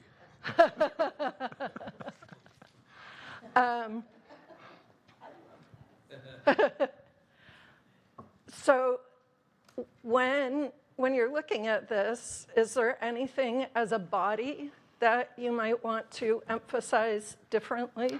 Could I say, I think this is great because it's a mix, and it's a difference in style, but a unity in purpose. Because once again, we really want to do well for everybody, and there's a broad spectrum on what's important. And with 11 individuals, being 11 individuals, but united in vision, which I think we are, I think the diversity that we see on the board is a great thing. Josh, and then Stacy. Just building off of what you just said, Mayor, I think the one missing element there is a team member. you know, especially if you're talking about the whole body, because, I mean, I think each and every one of us comes at this job with good hearts and good intentions, and, you know, it takes 6 votes to get anything done. It takes 8 votes to pass a capital budget. And, you know, I know we are all there for one another for things that make sense, that are good ideas, that may be in somebody else's district, but are beneficial to the city as a whole. So I think being a good team member is an important trait. Okay. Stacy? Oh, Stacy's next, yeah. I would say coming on, when I first started thinking about running for council, my vision was the most important thing was to be a decision maker, that there are going to be many things that are to come to council. We need to make decisions. And one of the things I'm most pleased about is our ability to form consensus. You know, even if we don't agree upon the way to solve a problem or the way to approach it, we typically come to some type of consensus that speaks for the whole, and I'm really pleased with that, and I think our mayor does an incredible job of building consensus. The thing that maybe the most surprising to me is when you're running and people say, oh, how are you going to like it when people call you about their trash not getting picked up or the pothole in the road? And you kind of laugh that off thinking, you know, yeah, that can't be a major thing. It's a major thing. It's every day. And I'm not complaining, but it's a role that I minimized coming into this, but it now takes my whole day. And I'm not complaining. It's what I do. But people need to be aware that it is a full-time job every day of listening to people and their issues, and the vast majority of them are very legitimate, and they need your input and help. But it's a lot. It's a lot more than anybody thinks it is. So. Yeah, and along that line, Stacy, let me put it this way. You know, in politics these days, it's a contact blood sport everywhere. But once again, I think we're kind of our own little oasis. That I think we should set a national standard on how people should get along. You know, we're from different parties, different ideologies, but we're focused on certain things. And you know, the thing is, we also live in a theater of perceptions. And let me give you, an example of that. We often in a time we'll get special interest groups come in and lobby for a vote. And sometimes we may not subscribe to the vote. But the reality is, we have to think about not who's in the gallery in front of us that night, because there's a lot of other people that didn't have the opportunity to get to come, neither to speak pro or con. But the fact is, we got 460,000 constituents in there that we got to think about. And I think pretty much for the most part, that's where we all come from. Making the decisions, every time we vote, we're making somebody mad, even on the simple stuff. But once again, if we do the right thing, not the political thing, we'll always be on safe ground. Yeah, Stacy. And just to follow up on the strategic vision, coming into this, I put a lot more, I had a lot more faith that we'd be able to cast the vision for the city. And being in the role, really come to realize that we're a very diverse city. We're a city that's divided on some issues, especially when it comes to growth. We have a part of our constituency that wants to see the city grow, that we need more housing, we need more things for people to do, we need more economic development, and if you're not growing, you're dying. We have a good part of the city that says, I remember Virginia Beach, 1965, was a wonderful place, why can't we go back there? So it's difficult in our position to cast a vision that's going to please everyone or even please the majority, because there's so many different things tugging at the city's resources. So casting a vision at this, for this council, for anyone on this council, is tough, because you're not going to find a majority of people that agree upon which way the city should go. And that conflicts with each of our own values, I'm sure many times, but, trying to cast a vision is rough. Jennifer. Thank you, Mayor. And yeah, to your comments, it made me think about, I selected community building, and in my mind, that's one of, I think, the emphasis as the body is community building because we're representing so many different constituencies. So the idea, like when you campaign, it's one thing, but then being in office is a different thing when you realize the constraints of the office. So it's state code, it's local code, it's enterprise funds and dedications that you think, oh, there's this money. Well, no, this money is already by policy has to do this and this. And then, oh, land use, and you want to just put stuff up, but wait, there's rules about what can go where. So there are all of these constraints that you have to work with. And then sometimes competing interests, sometimes mutually beneficial interests. And because we're all representing our districts, but also to the mayor's point, different ideas about what's important, values. For me, I think what we aim to do is the community building piece, which is how do we make people either more generally happy or mad at us at like a balanced level, because not everybody's getting what they want, but we're trying to do what's best for the city. So it's sometimes taking votes where you're like, in a perfect world, I would have voted yes or no. But in the real world, I voted under the conditions that were given. So I think part of that is, when you're building, it's explaining that to the public. It's bringing the public in to understand these are the conditions and constraints. And so as the best we could, because I do believe we're a really well-run city, which is also why I put oversight so low, because the staff knows what they're doing. These directors know what they're doing. So, Yeah, okay.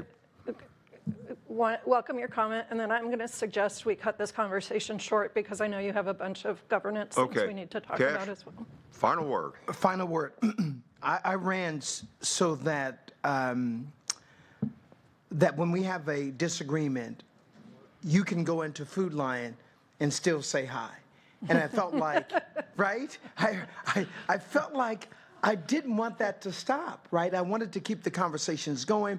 So that's really community building is valuable to me. It is the most important thing for me to have a disagreement with someone, but when I see them at Food Lion, we still say hi, and we have normal conversations about school and events around town.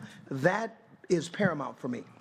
And so I will continue to teach communication, to encourage relationship building, because that's for me, the backbone of a strong economy. Final Great. word. And, just a synopsis that, local government is the most intimate with the public of all the branches of government. That was a great exercise. Thank you. Great, thank you. So I'll just, we as a council know that our priorities need to be kind of strategic vision, community builder, and trustee steward, but we also have these roles as representative decision maker and oversight. So I just encourage you to keep the big picture, keep focusing on the big decisions and the big strategy and community as you continue to move forward. Good stuff. That was good. All right. We're going to do an abrupt shift to talk about governance. You all had suggested ahead of time a number of different topics that you might want to cover related to governance. And we are here to help you decide which ones you want to talk about and how much. I know there's a few that are timely because of election issues. So we'll start with could be a discussion about election signs, particularly at voting places. City resources within 90 days of elections. So there's been questions about whether or not or how much or precisely how you can use city resources. Anyone can use city resources at like public meetings, forums within 90 days of election days. There's been questions about staffing town halls and whether there should be some limits on how many town halls per member can be staffed in a given period. Honorary street and facility naming has come up as a topic. And board appointments to different boards, and whether or not you should look at having district representation on all boards. And then two that we've talked about before, adding items to the agenda, and the timing of closed sessions and informal sessions to see if you can better not feel so rushed and pressured on some of those days when you have so many meetings. So these are the topics that we heard that you all might want to talk about. I'm going to suggest, I know that we need to talk about the election signs and the city resources within 90 days of elections. I'm going to suggest we start there. I think there's some material in your binders about your current policy. Don't know if you want to open. So, Mr. Mayor, members of council, in particular with election signs, staff gave city council a briefing, and then following that briefing, council gave us a general idea of where you think you may want to land that you wanted to discuss today. And I think what council said they wanted to land was to possibly consider allowing election signs in our new voter registrar building and in our satellite locations on the day of election. And council asked us to send a draft resolution of what that could look like, and the attorney's office drafted that, and we provided that to you all, and it's inside your packet. So I think you all wanted to kind of have a conversation today to let us know where you all are on this. And generally, I think you all were possibly thinking, but haven't decided yet, because you wanted to think about it some more, is election signs only on election day at the satellite locations controlled by the city, and our main voter registrar building, which will be moving to close to Mount Trashmore. Okay, Rosemary and Worth. So we had a really robust discussion about this, and it's in my memory, and correct me if I'm wrong, I think we landed that no signs at the registrar's office or the satellite offices in the 45-day period leading up to Election Day, because it was creating so many problems. You know, people were posturing and fighting, and it was putting a big strain on staff members as well. They would be trying to put them in the middle, and but we wanted to do the day of voting at all of the precincts that would allow them. If there was a private one that would not allow them, then so be it. That's their private property.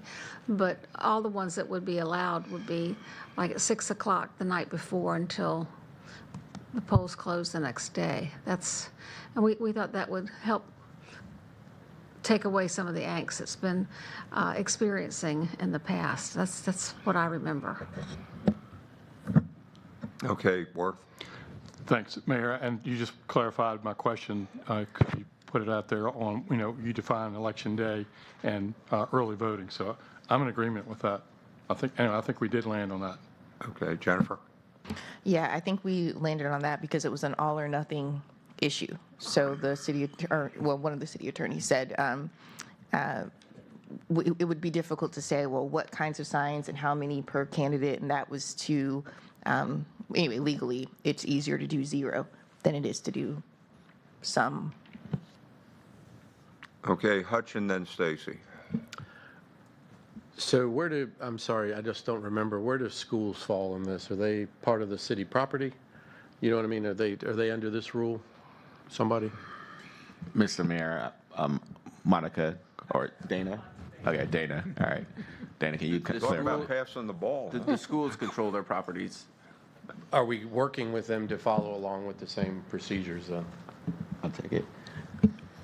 I can speak to the schools. Obviously, it'll be a school board decision, similar like how it's a city council decision.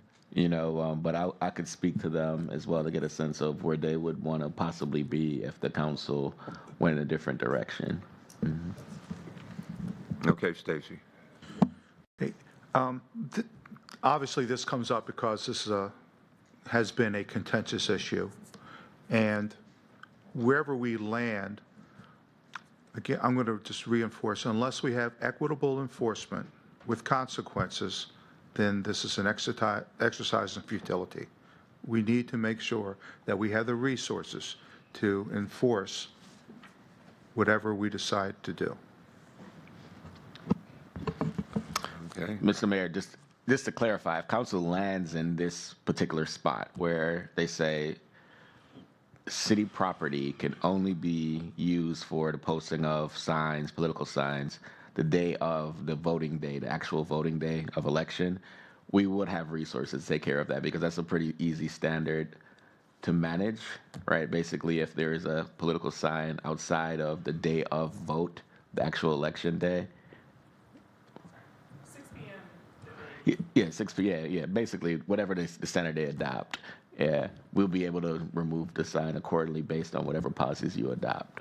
Okay, Cap. And it's a lot different than trying to liaise who's doing the current process now, where it's a lot of ambiguity or a lot of room for creativity, folks can expand different policies. Yeah. So I'm comfortable with that as long as we educate the public. I'm not comfortable with penalizing them without education. And I'm not saying we're trying to penalize them. I think we need to do this. But again, I'm a part of the working class, so most of them don't even see the new ordinance. And so education is important to me. We've got to do and I don't want it to be the taxpayers that pay for it. I don't know what I'm saying here, but what I'm trying to say is education has to be important before we enforce. I mean, education has to be important. Okay, Stacy? For this election cycle, we're going to have 12 people running. So, and then school board will have another 12. So we educate the campaigns, and the campaigns should be responsible for getting the word out to the people who are doing, putting the signs out. I don't know that we need to have a whole community effort educating everyone in the city about where signs can be placed. Just educate the campaigns and make it their responsibility. Okay, Patrick. Mr. Mayor, as council, when we presented to council, we also provided council a couple of ideas that we could do to enhance our engagement and education of the campaigns, working with the voter registrar, in line with what Mr. Cummings mentioned. Monica Krosky gave that presentation. It's okay for her to give council a quick synopsis of what we ideated? Is that okay? Go ahead. Okay. Monica. Thank you, Mr. Manager. Mayor, Vice Mayor, members of council. What we saw, some of our peers, they actually, once you meet the requirements to be on the ballot, they give you a packet that explains all of the rules. Okay, sorry. In my mind, I'm loud. Once you meet, Me too. meet the requirements to get on the ballot, you get a packet. Some come from the voter registrar, some come from the city manager. We can work out the particulars that have all of the rules, and they actually sign to acknowledge that they've been given the rules. And it's not unlike what we do now. We work with the campaign managers primarily through Christine, the voter registrar, but this just formalizes it. A lot of them have really nice sites. OPA has been working with comms and voter registrar to get a nice, easy-to-read site that has the ordinances, the administrative directives, all in one spot. Newport News has a really nice one-pager with a QR code that takes folks in the campaigns to just one simple site. So these are the types of things we've been working on in the background anyways, but we will definitely move forward if you all move in this area. Something else we'll have to do is identify for the new building where we want the signage. We have quite a bit of land. We're actually going to be sending around an opportunity for you all to tour the new building because we realize you haven't seen the new impressive building that you all purchased so that our elections can run smoother. So we'll work with the voter registrar. We'll probably get a cross-representative group together to decide where do we want the signs, because we have neighbors. We're no longer on a government complex. We have neighbors who are not government entities. But yes, to the manager's point, we can get a packet together and campaigns would sign, the candidate would sign, acknowledging that they've received the rules. Rosemary. And I would also think, like, for example, at all the polling places where they say you can't be 40 feet, you have to be 40 feet away from the door, that, at our satellites and at the registrars, we can have signage that says no political signs allowed. And that could be posted easily. Trouble is getting people to comply with all these. Yeah. Work. Thank you. I just want to ask the question, does this apply to signs along publicly owned roadways and streets, or is that a different topic? That's a different topic, but if we want to, we can refresh council on the rules on those again, but that's a different topic. You want to? Okay. Jennifer? Mr. Mayor, do you want us to talk about that again or no? I'm fine. Do we need to talk? Yeah. All right, cool. No, we can do that another time. All right, perfect. Yeah, Jennifer. And did we determine the size of the signs? So I know we talked about yard signs, we talked about 4x4s, and so whenever signs are permitted, did we decide we're going to restrict them to a certain size, or? The draft that was circulated has a limitation of 4x4, but the city council could choose a different limit as long as it's uniform. And I would just say for that, sorry, Mayor, we had that meeting where we had representatives from campaigns. 4x4 seemed to be popular among the group. They said they cost less. It puts all of the campaigns at an even playing field because we'll get the word out. So 4x4 seemed to be the desirable size among the campaign folks. Okay. Okay, Josh. Have we talked about limiting the number of signs at a precinct per any one candidate? Mr. Mayor, Dana will comment on that. We had discussed this, and the issue you have when you limit the signs by candidate or by issue is you need to reference the content of the sign to know whether it's within the restriction or without the restriction. And we think that puts you in perilous place with regard to the current case law that basically says any content-based distinction is going to be subject to strict scrutiny.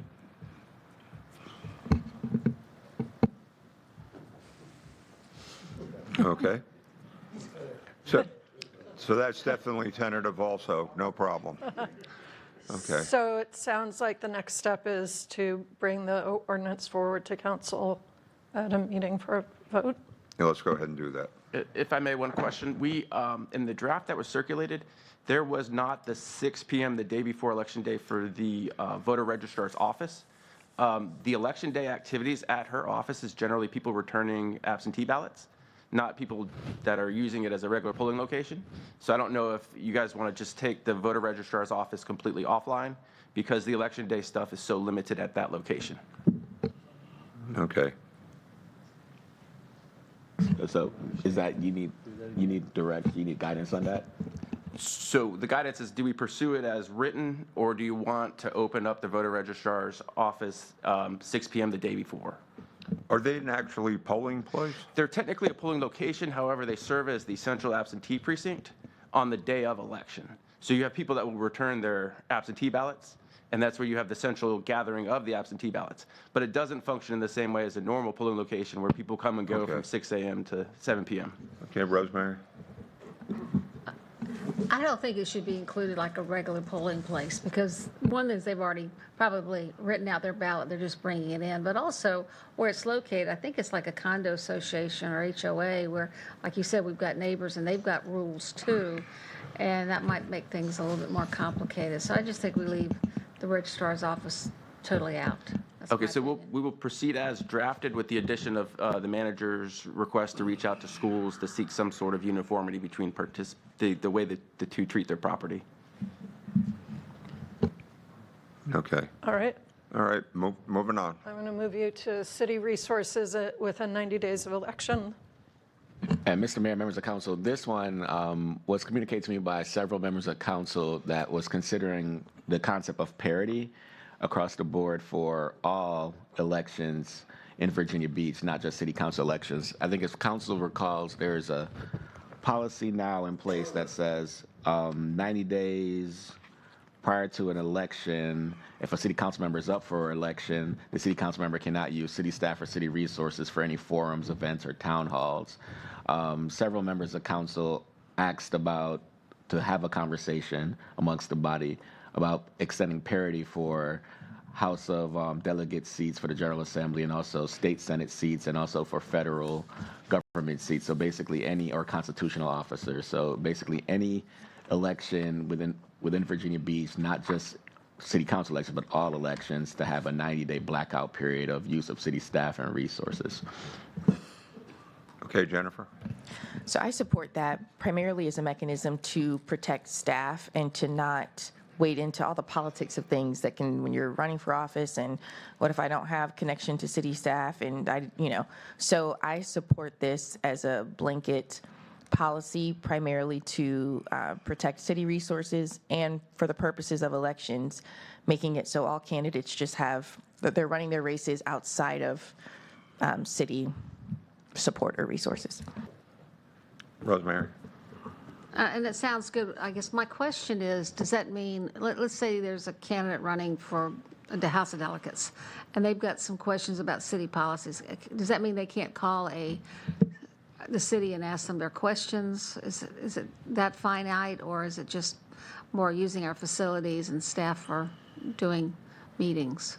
Vice Mayor, I think it's the last part of what you said. It's not, obviously delegates or even candidates can call us and ask us questions about like city information and things like that, and we'll give them information. But I think it's using city staff time. Like, for example, if they wanted to have like a forum at the Central Library and they're up for election and it's 80 days from the election, they wouldn't be allowed, if council adopted this policy, to use city staff or resources for that, but they could possibly still rent the Central Library as any public official can, or any citizen can, as long as they go through the regular process with Central Libraries. But they couldn't use staff for developing materials or coming to the forum to add, to talk about different policies or different priorities of the city. But we could communicate to them about information that they requested. I agree with Jennifer. I think it's fair.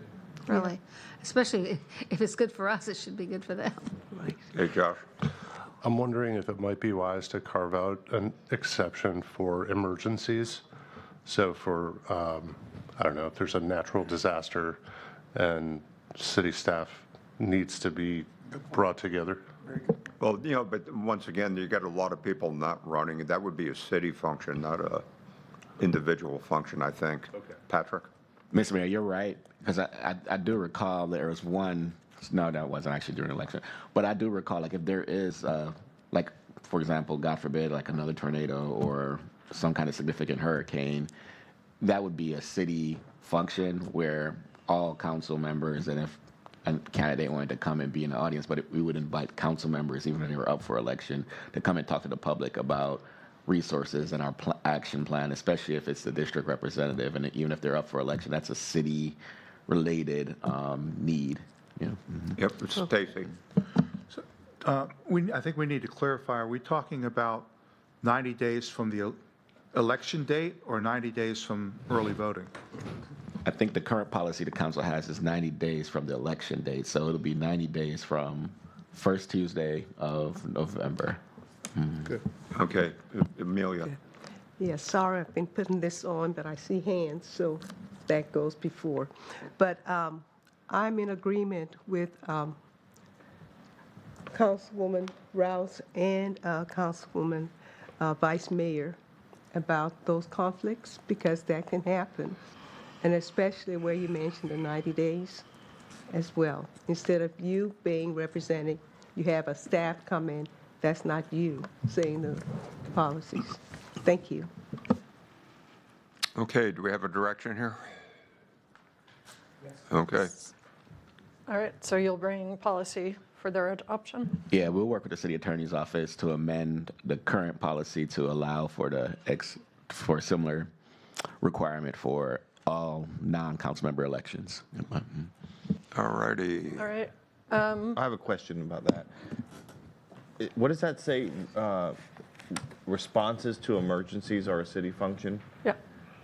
I think I need more clarity about that, because I think one of the reasons this is being discussed was because of a forum where city staff was requested to respond to a flooding crisis that occurred in the district that I serve. and there's an expectation, so would that have been an emergency? Not a citywide emergency, but to Mr. Berlucci's point, that was a nor'easter that led to significant flooding in District 3. Yeah. So, and I want to speak to that. Yeah. Without making this conversation about that particular meeting, there was an expectation from many people in the community to understand what was happening. And I needed to make sure that they got accurate information and the most current and up-to-date information. And so I'm just unclear about, what constitutes an emergency. Because it would have been incomplete, and it would have been to have a conversation that I was participating in as their elected representative without that technical expertise that was brought to the table as part of that conversation. And I'm not trying to get into the details of that, but I need to understand what is an emergency as part of that conversation. Because in my, I serve a district that is disproportionately impacted by, at times, crisis flooding scenarios. And that could happen at any time in the calendar. And I want to make sure on their behalf that we preserve the opportunity to get the most comprehensive information to them as possible when they need it.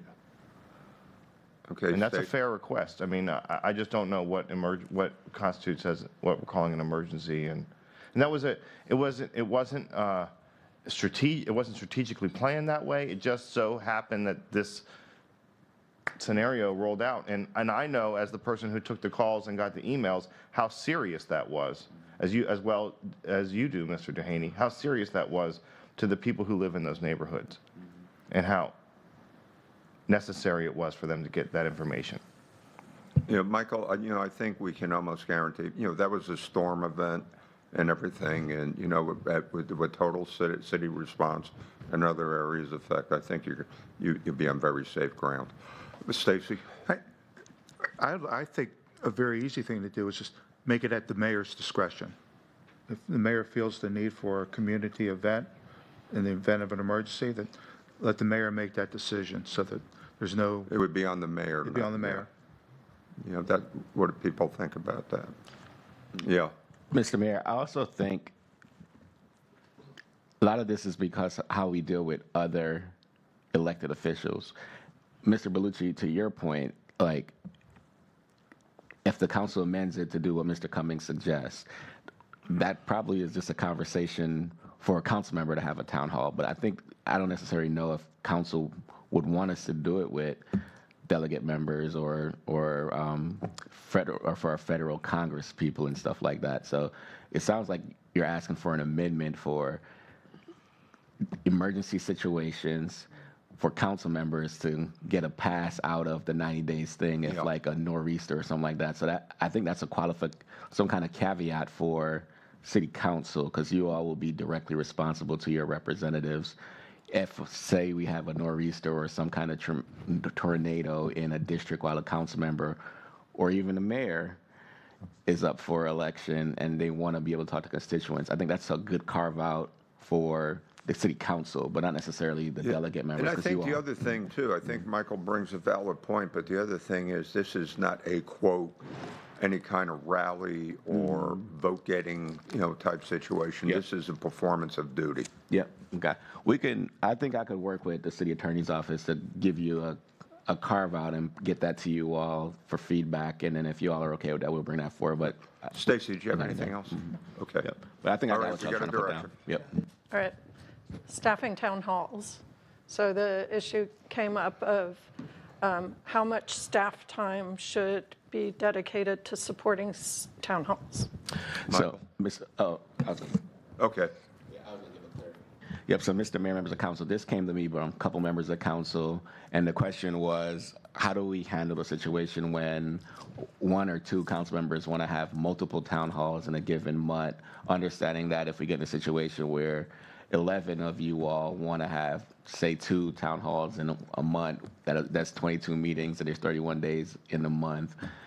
Is that an efficient use of resources? Some council members want to talk about possibly creating a limit. One idea that was thrown out there was 1 town hall to be staffed per month by staff, but the floor is yours after I gave you that information from what I heard. Michael? Well, I didn't add, this wasn't on my list of things to talk about in the governance, but I do think it's an important, but I wanted to talk about something else. I think once a month is totally fair. Totally fair. My question, and I think to some degree concern, is that I think that there is a lack of transparency around what resources are available to support staffing the town halls. And I am not sure I'm not sure that we all receive the same resources that other members of council receive. And I have some concerns about that. I think there's inequitable distribution of staff time related to the town halls, not just with the frequency, but with the preparation, with the execution, with the event logistics side of it. I think communications does a great job, and they have a formula, so my comments are not directed there. Some people appear to have individuals assigned to them that consistently do that, and others don't. I know I don't. And I would like to see it explain more clearly what resources are available and assurances that they're equitably distributed among the 11 members of council. And Mr. Mayor, to address that comment, if that's the case, it's going to stop right now, right? Because, I mean, as we always strive for, what we do for one, we got to do for all of you all, right? So if there's anything going on in the background, I'll look into it, and rest assured, we'll follow the processes that we communicate that's qualified in the city council policy of the standard that we provide for council as it relates to your forum and town halls. So I'll put that on myself to talk to staff, and if something like that is going on, I will root it out and it'll stop immediately. Hey, Hutch? So I just want to help, I need some clarification. So my personal opinion is that if y'all are having to be on the hook for one a month from all 11 of us, I think it's... That's absurd. I mean, sorry. But I don't think that, that's far No, I know, but I'm saying, though, is like if we want to have a town hall, I have town halls with no city support a lot because I'm comfortable that way. I like it that way. I don't want to burden you. I can handle it. But as I understand, if we need it, I'm not saying no, but like once a quarter being supported is way more appropriate in my mind for city staff. That's still a boatload. I'm not that good with the math, but it's a lot. So to say that y'all are on the hook once a month, no, I don't think that's proper. Back in the day, when I was a district guy, when I had a town hall meeting, I would be asked, what do I want to focus on? And like, for instance, we had one just on the intersection, Kempsville and Indian River, which is a very controversial, topic. Now, the other thing is, what about the possibilities of, 2 people doing a joint town hall in adjacent districts, to kind of help out as a possibility? Yeah. I think, but Michael, you had some with some other state delegates and everything. And the thing is, if you, for instance, District 1 and District 7 are significantly overlapped in a lot of ways. Would it not, and as a matter of fact, Lord Dunmore is in both districts, that type of thing. Yeah. Oh, yeah. Let's go Amelia and then Josh. Yes, the 2 of our districts are right, and we sometimes do things together. But I think the problem is that we've had maybe 1 or 2 doing so many. So what you're saying, once a month, some may do even more than once a month. And that is a heavy burden on our staff because a lot of the times it's after 5. So you've got to look at, even for the staff, for example, if you mainly want to do infrastructure or you mainly want to do, storm water, then that's two separate. But if you're calling 3 or 4 people, almost monthly and so forth, and they feel that obligation to be at yours, and the next week be over here. So we need to establish something, just like you're saying, so that we do not overburden our staff. Thank you. Josh, and then Jen. I agree with Councilmember Hutch. I think quarterly makes a lot more sense to have staff support. That obviously doesn't preclude any one of us from holding community meetings on a monthly basis, but if we're gonna ask staff to stay, and you're absolutely right, not just after 5, but a lot of these start at what, 6:30, and they go until 8:30, and that everybody's been working a full day already, and so I like the idea of quarterly if there's going to be support. Okay, Jennifer. Yeah, that was going to be my question, is what kind of direction are you looking for? Because, and I think quarterly is fine, again, specifically for staff support. So I know a number of us just meet anyway in our own capacities, but it's not only the after hours, but it's the prep time. So it's the district level, you're assigned your 9-to-5 job staff, and then somewhere in between that, taking breaks to get, all these different granular info, which is helpful, but for the purpose of this organization functioning, we aren't here to be a strain. So I am fine with quarterly, or whatever the number, but I think we need to put some kind of number on it for clarity so that you all know how to go from there. Quarterly is fine. Mr. Mayor, I think we can get to a place for quarterly for staff resources and still keep, if you want to do one monthly, we still can give you the marketing and outreach to people in your district or your circle. We can still do that, but for the staff, we can get to quarterly. Now, I think we should also carve out a caveat to Mr. Bellucci's point. Like, say a council member, say if you do quarterly and it's 4, and a council member exceeded that, or you exceeded 1 for the quarter, and then you end up with a nor'easter or an emergency, it's still another conversation for staff that we can still do that by just letting council know, hey, we're going to do this, and it'll be no issue. I don't think anybody have an issue with that. So I do think we can get there and then carve out an appropriate exception that let the body know that we're doing it. If the body doesn't have any opposition, then we can proceed. If for some reason we need to do 5 for one council member or do 2 1/4 for a council member. Okay, Rosemary Worth, and then Josh. Just to make things a little more complicated, to throw up another idea is so many per year. You're allowed so many per year, so if it's 4 per year or 6 per year, which is every other month, maybe, in that way, depending on how the calendar falls. And Mr. Mayor, I'd like to add one thing as well. I do appreciate this conversation. Obviously, we'll land where the council wants, because we support your town halls and we advocate for you all to do town halls because the people generally want to hear from you all, right? They, and most of it, if you look at our resident satisfaction survey, the part of communication that we need to work on is for more time for people to talk to policymakers, right? They really want to talk to the council members. So we do appreciate you all doing the town halls. We want to support you all in that, but just be mindful of, we want to help you be able to get the message out and clarify it.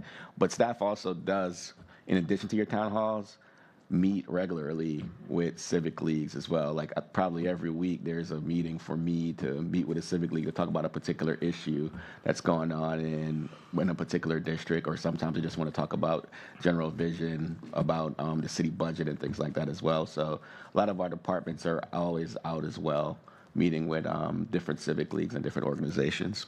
Barbara, This conversation is going around. turn it on. Turn on your mic. Turn on your mic.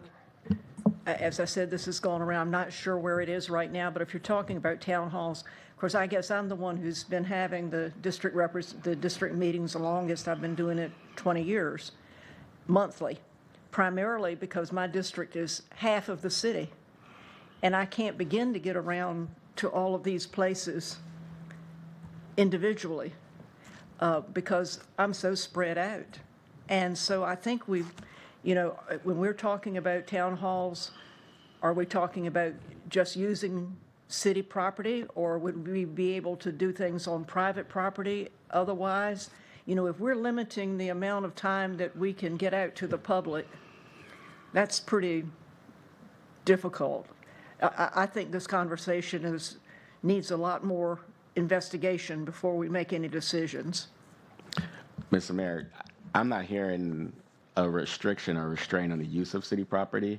What I'm hearing is the use of city staff to staff the town halls, moving to a quarterly model with creating appropriate exceptions to let the body know if we need to go past that. And if the body's okay with that, we do that. But from my understanding, the marketing support that you'll get from comms and the facility support that you'll get from the clerk's office will still remain. And council, if you wanted to have 4 town halls in your district in a given month, you could. It's just that one quarter you're allowed to have staff support and staff briefings and staff presentations. Okay. Well, I'd like to see all this in writing so we kind of see where it's going. Okay. Okay. Amelia Michael Worth. Yes, thanks, Patrick. I just wanted to ask too about getting security at times, because times have changed. Long ago, you would have town hall meetings, everybody's peaceful. Now we have where people yell out and so forth at times. How are you going to address something like that? So we do that now, Sergeant Rubley, and that's why we really advocate that council coordinate them through the clerk's office and my office. Primarily, if you come to my office, we'll start the process for you. If you go to the clerk's office will start it for you. But when you let us know, we communicate with Sergeant Rubley about the town hall, and then he lets the precinct know, and we try to definitely get you a presence from an officer or a deputy or at least a roaming patrol, because we are aware that at times you all become targeted because of all different kinds of issues, especially on some of the topics that you all speak about as well.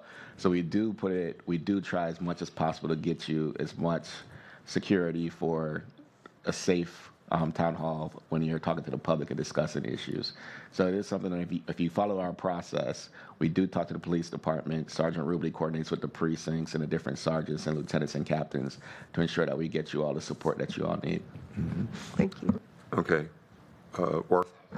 Thank you, Mayor. I just want to first take an opportunity to thank you, Patrick, and your staff, and the clerk's office. I've had 12 about to have the 12th town hall in my district next month, and it is a big effort to put it on, to coordinate it, to program it, to select a location, provide security. So it really is.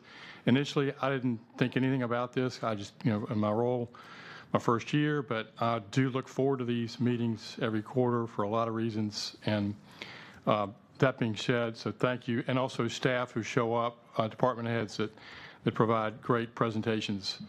But my question is, if we go to quarterly, is it, because I do often have 2 or 3 topics, and so at least 2 topics I'd like for staff, a staff presentation or staff presence there, and the third one, I'll probably do something myself. So are we saying 1 or 2 per quarter, 2 staff per quarter?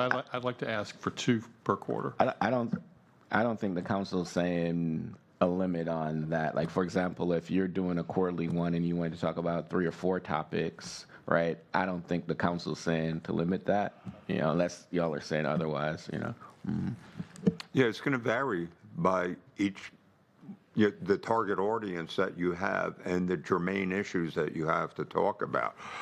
Another possibility that I used to use, they still have the precinct citizen advisory groups. That's a wonderful vehicle because already you got police and fire and health and human services, animal control goes to those things. But once again, I think the bottom line is, just respect. We love our staff and, they got families too. All right, Okay. so you will work with the city attorney's office, and we'll amend a draft of the policy and send it to council for consideration. Okay, next. If you don't mind, Mayor. I think we need to back to my initial point.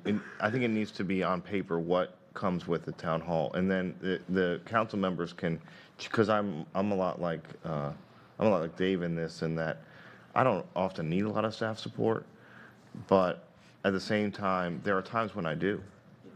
And I think we need to understand clear and universally what resources are available so that we can best connect with the people we serve and make sure they have the resources they need to support those discussions.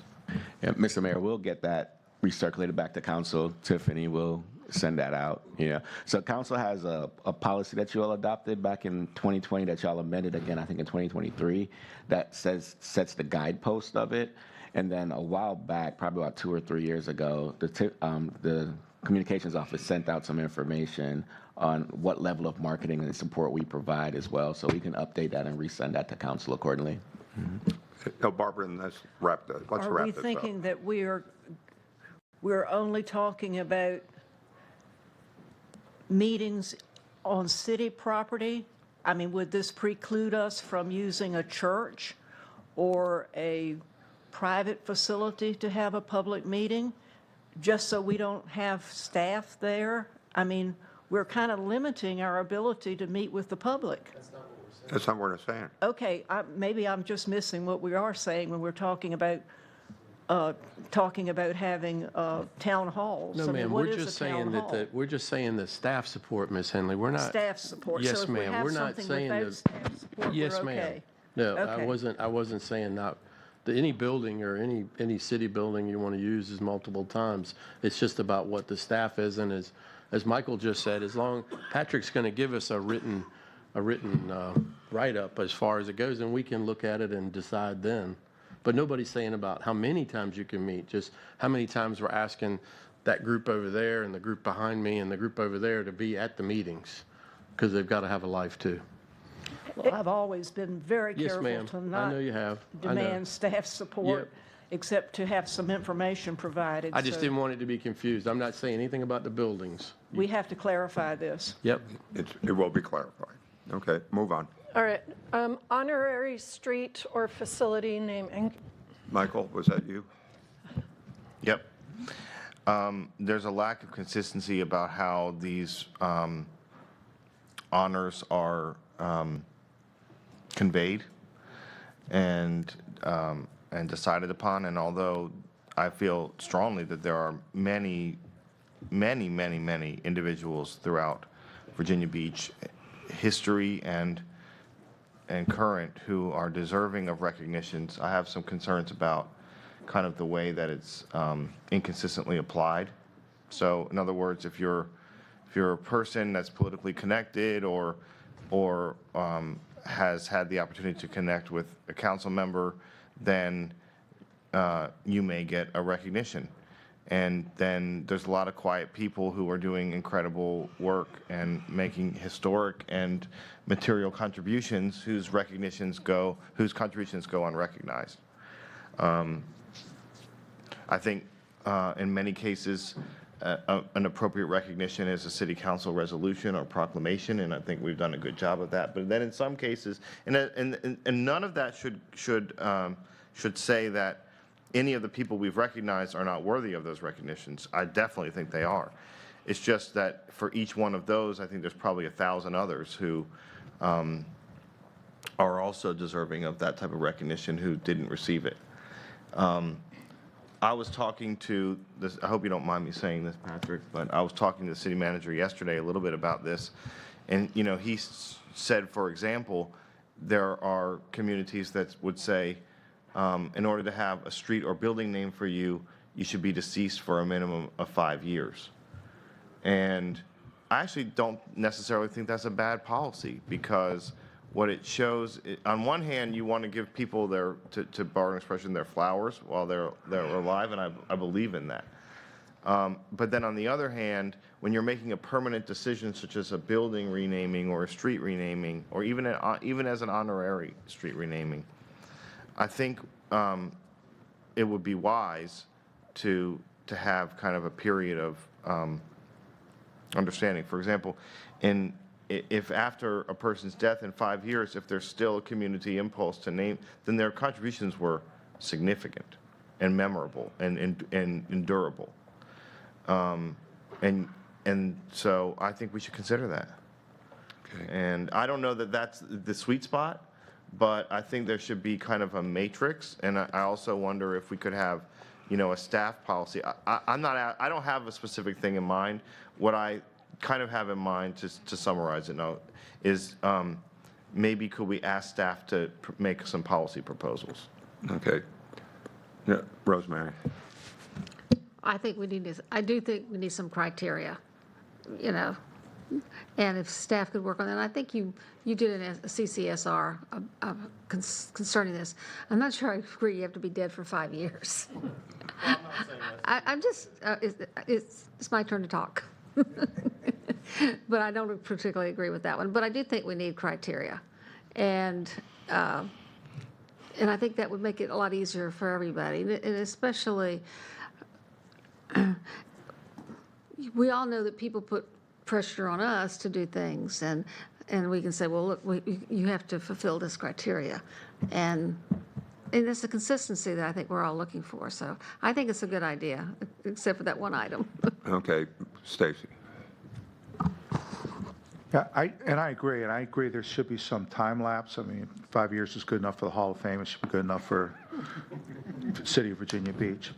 But 5 years from the time that you're deceased, we have people like recently Mr. Fine that, you know, he's still very much with us, and it was a wonderful thing to honor him. So, yeah, I think we should have a time kind of lapse between active participation and doing something in honor.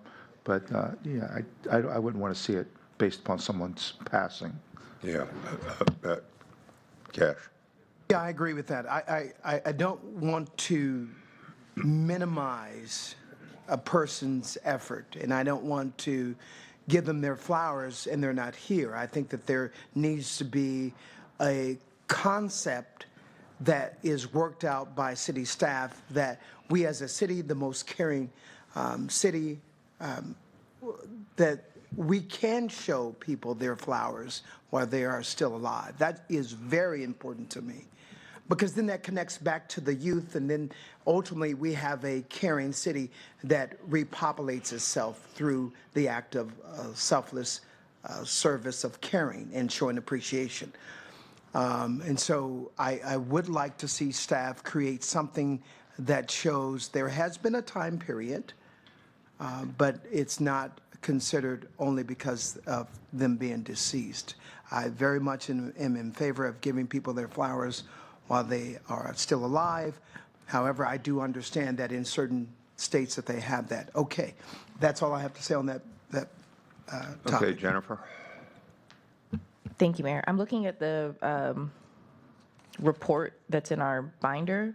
So there's some of the options to consider is I guess to both of your points, it's the absence from public life, whether through death or through retirement, but that someone has made a significant contribution and they are no longer active in whatever that contribution is. And I think perhaps the sweet spot staff needs, because there are options here, but perhaps it's, which is also difficult, but if you put a number on it, that can be limiting, but maybe a range of, you know, if you've been absent from public life for X amount of time, and you also fit this criteria where they have a historical significance, service significance, career significance of these different items. And then this is also specific to street naming. I don't know if this same application would be to building naming, or if you elevate, is building more significant than a street, and that would be a different set of criteria. But there is something to consider here.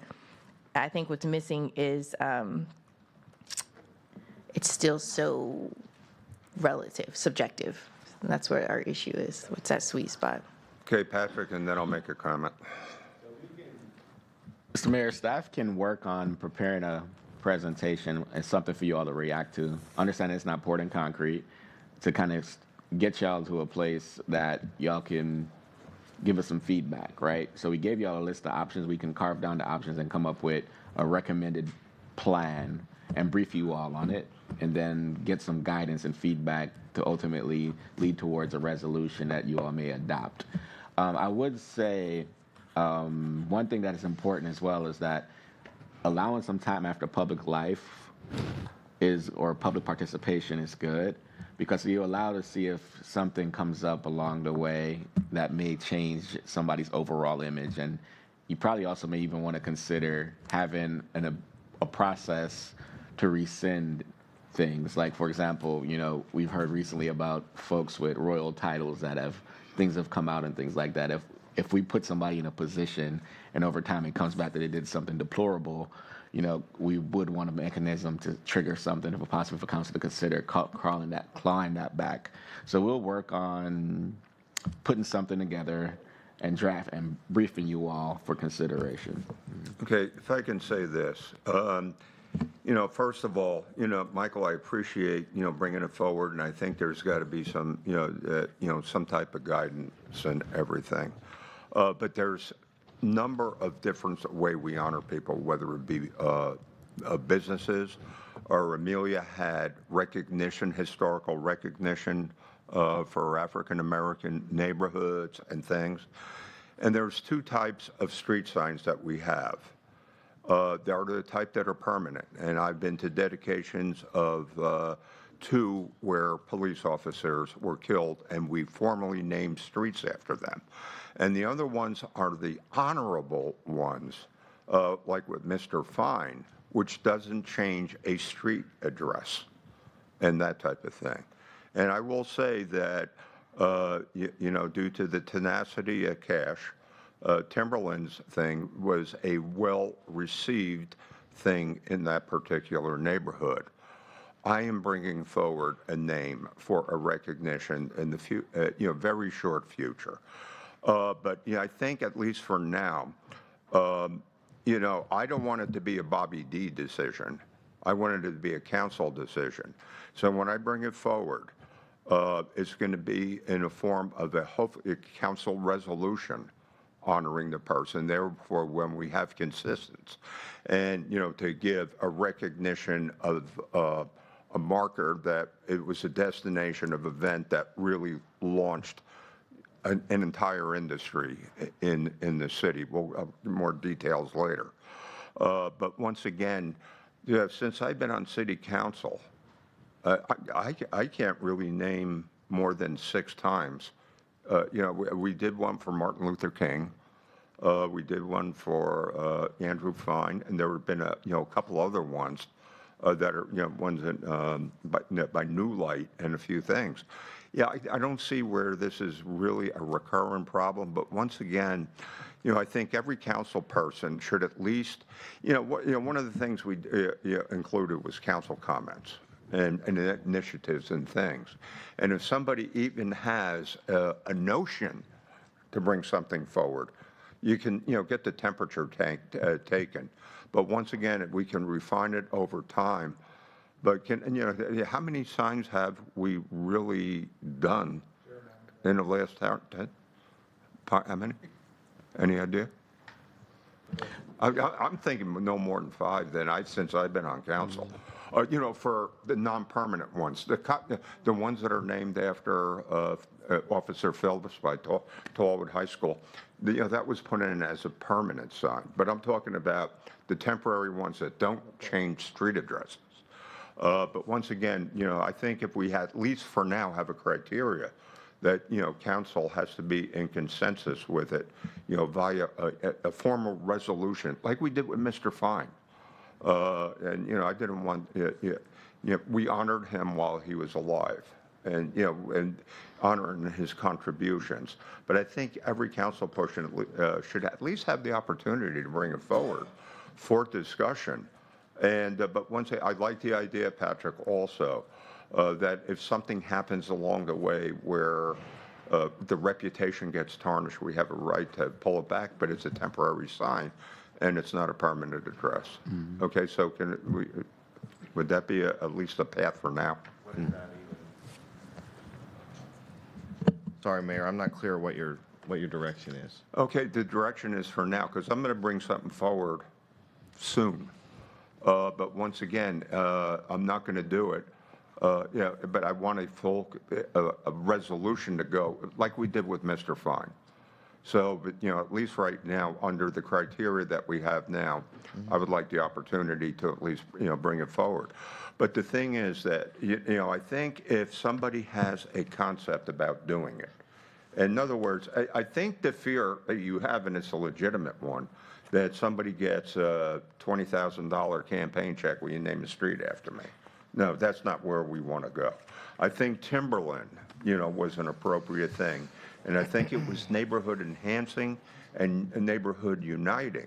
But, Cash brought that forward, and we brought it down to a great event. But, these are unique things. We just don't want to give them away like candy, and I think that's what you're saying. Yeah, Mayor, if I could, to put a finer point on it, I have a concern that these could be politicized. Yeah. And I'll stop. That's where I'll stop. Yeah.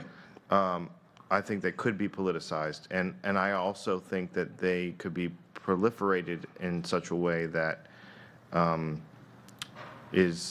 that we just have to think about the people we serve. I'm thinking about a elementary school principal who served for decades in a community and yet has no street name for her.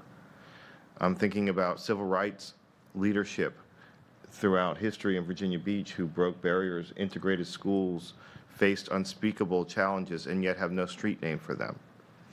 I'm thinking about all the people who are left out of this process, and that's why I feel strongly that criteria should be implemented. That doesn't mean in any way that any council member can bring something forward. I think, Mayor, you're the mayor of the city of Virginia Beach. I think you absolutely should bring forward the recognition that you're thinking about. I also think at the same time there should be criteria. Okay, but yeah, there's another also option here too. We have not street markers, but we have strategic plaques around the city too. There are other options. And Mayor, if I could, my point also is some of these renamings could have been proclamations and not to speak about anyone specifically, but we can achieve a substantial and significant honoring of people's achievements through mechanisms that are already in place.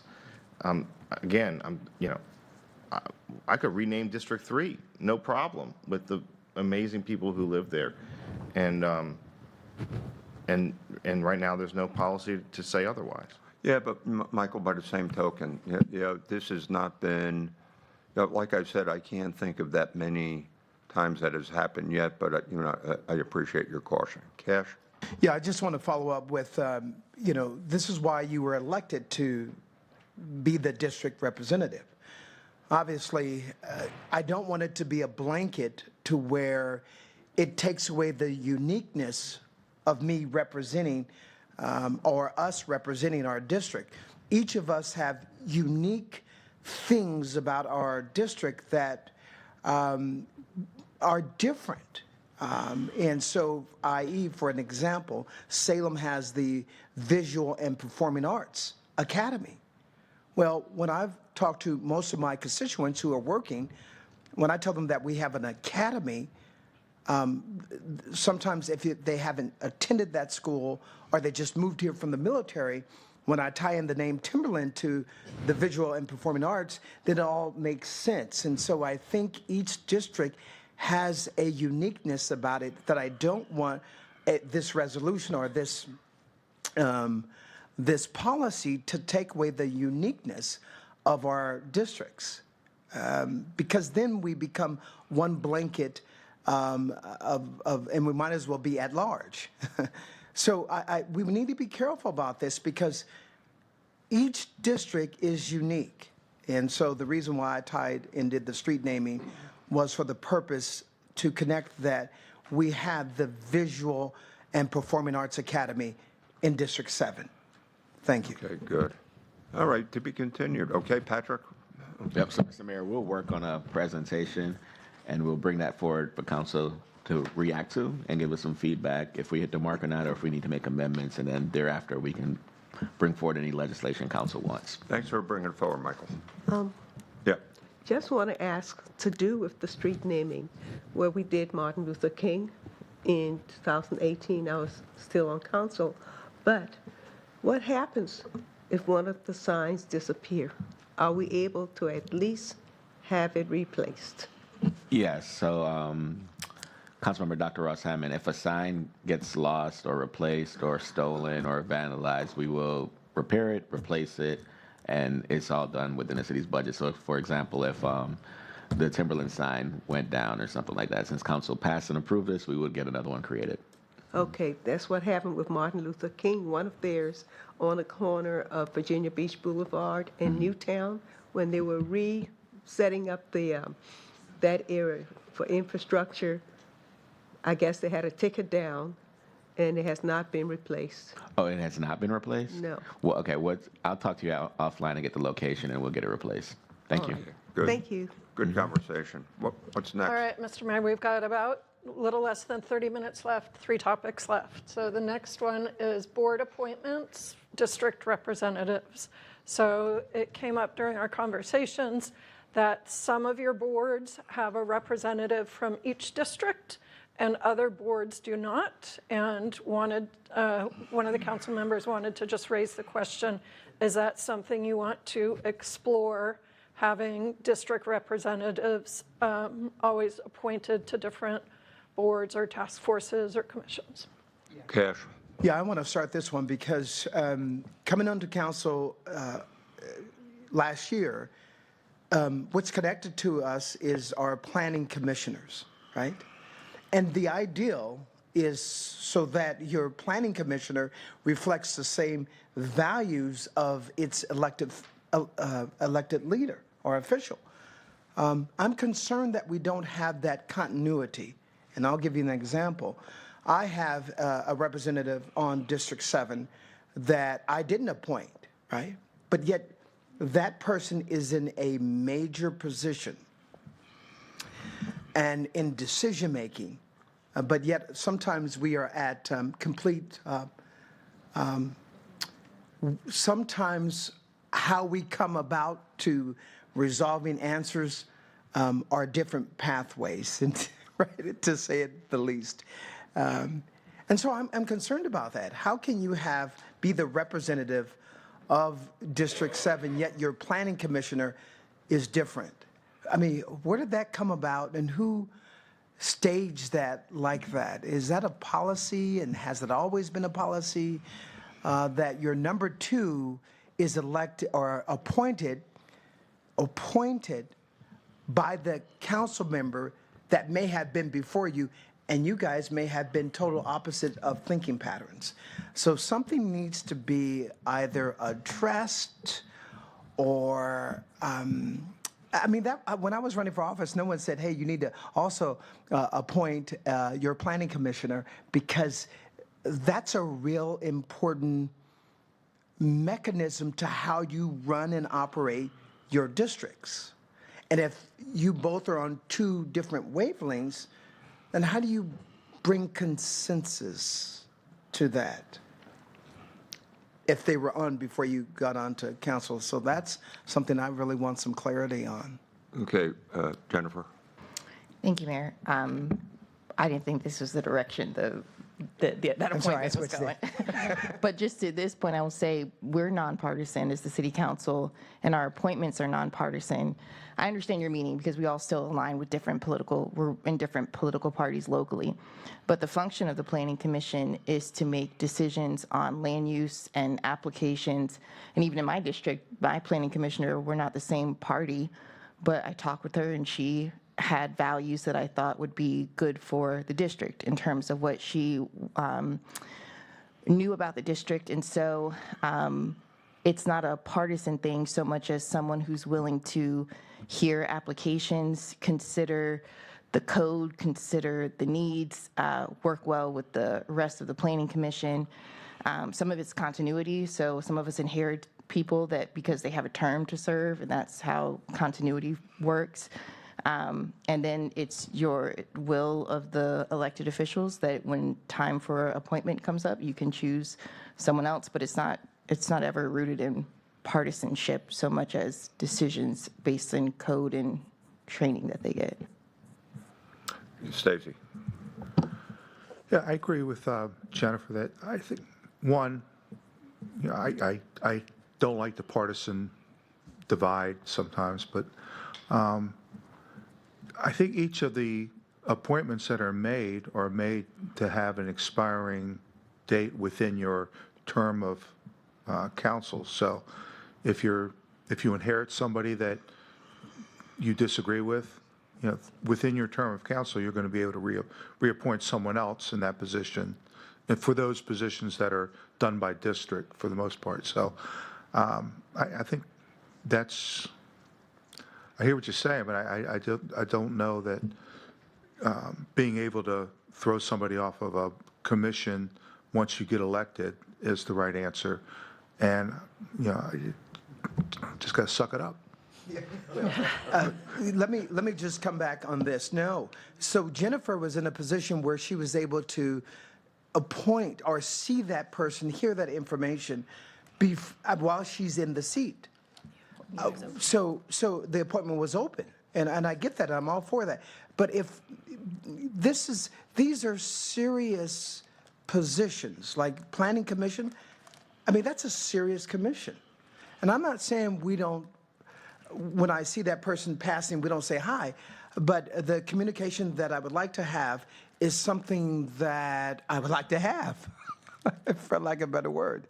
And so if I have to suck it up and just take it, I don't know if that's the effective way of leadership in an organizational sense.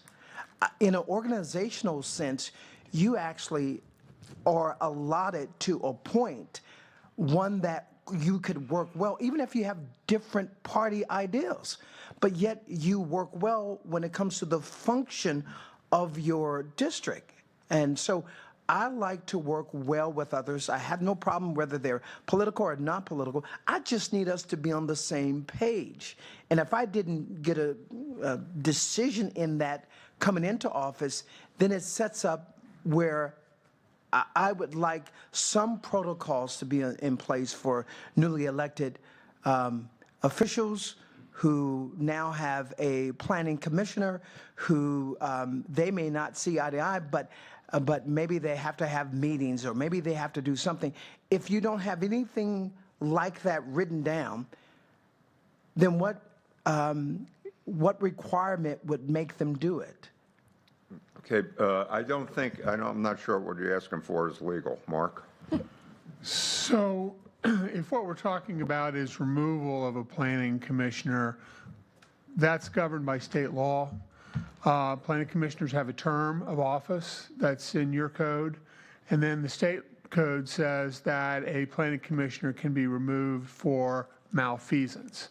So short of that, a planning commissioner is entitled to serve out their term, and even though there might not be a productive working relationship between a member of the council and the planning commissioner for that district, unless that arises to the level of malfeasance, which would be unlikely, there's no procedure for changing that council or that planning commissioner until the end of their term. You can't do it legally. So, Yeah. Mr. Mayor, just shifting it a little, I think the original comment was more about ensuring there's representation across districts on different organizations, and not alignment necessarily with individual council We're going to go Worth, Stacy, and Josh. Thank you, Mayor. I just want to follow up on that. So when we were, 6 of us were elected to council in 2022, I think that was the first time with 10-1 districts. I think the decision was made to have the planning commission, each council member appoint their respective district's representative. And so my representative termed off because he was retiring, so I was able to appoint mine, but it's really up to how long the district member, their term is. And so I would just encourage you, I think it should, land use and planning is should be about as nonpartisan as anything. I have no how that connects to parties. I mean, potentially, but I think in general it's not partisan and shouldn't be, but I would just encourage communication.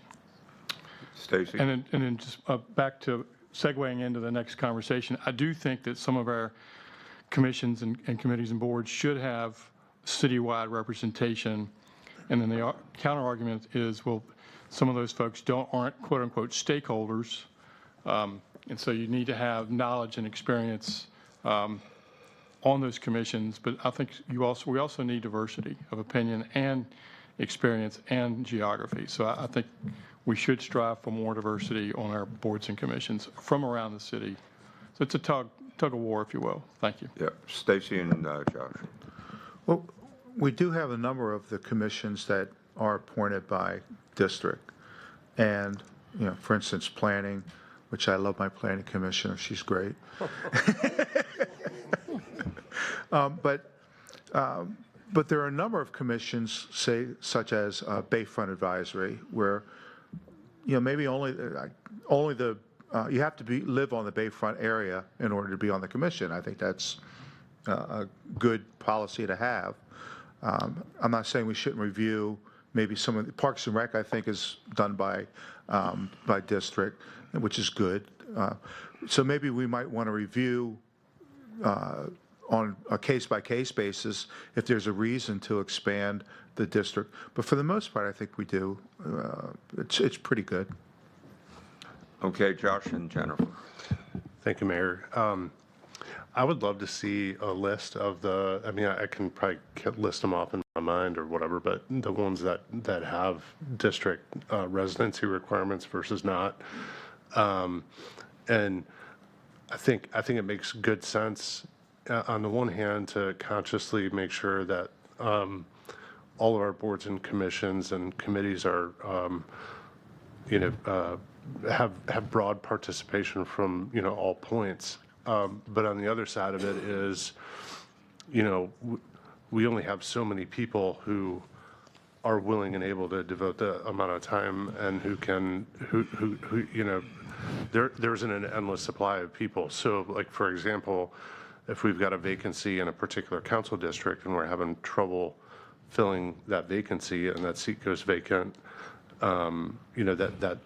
that's an issue, especially when it's, when it's a discretionary board. Yeah, I'd like to see a list before we make any decisions. Okay, Jennifer and then Rosemary. Thank you, Mayor. Yeah, my mind was going a little bit where Councilmember Schulman went, which is we have a number of boards that are more, you need to have a certain interest or certain professional background in order to provide input. The citywide boards, I think we have a good balance of district representation on boards that essentially function for citywide things. And my, just to offer to it the logistical issue, so like quorum. So sometimes we put ourselves in a position where some of these boards, whether it's because of the district or it's because of the requirement, professional requirement or background, that it's difficult to fill the seats because people aren't applying from that background, whatever it may be, and then the board can't function. So I don't want to tie our hands in a way where these boards aren't able to serve their purpose. So I think there's a good balance, but it doesn't hurt to look at the list to ensure that we're getting as broad as representation as we can. Rosemary. There's been a lot of really good comments here, and there's a lot of boards, like you take MEDAC, for instance. They really would like to have flag officers and people like that, and they may not be in every single district.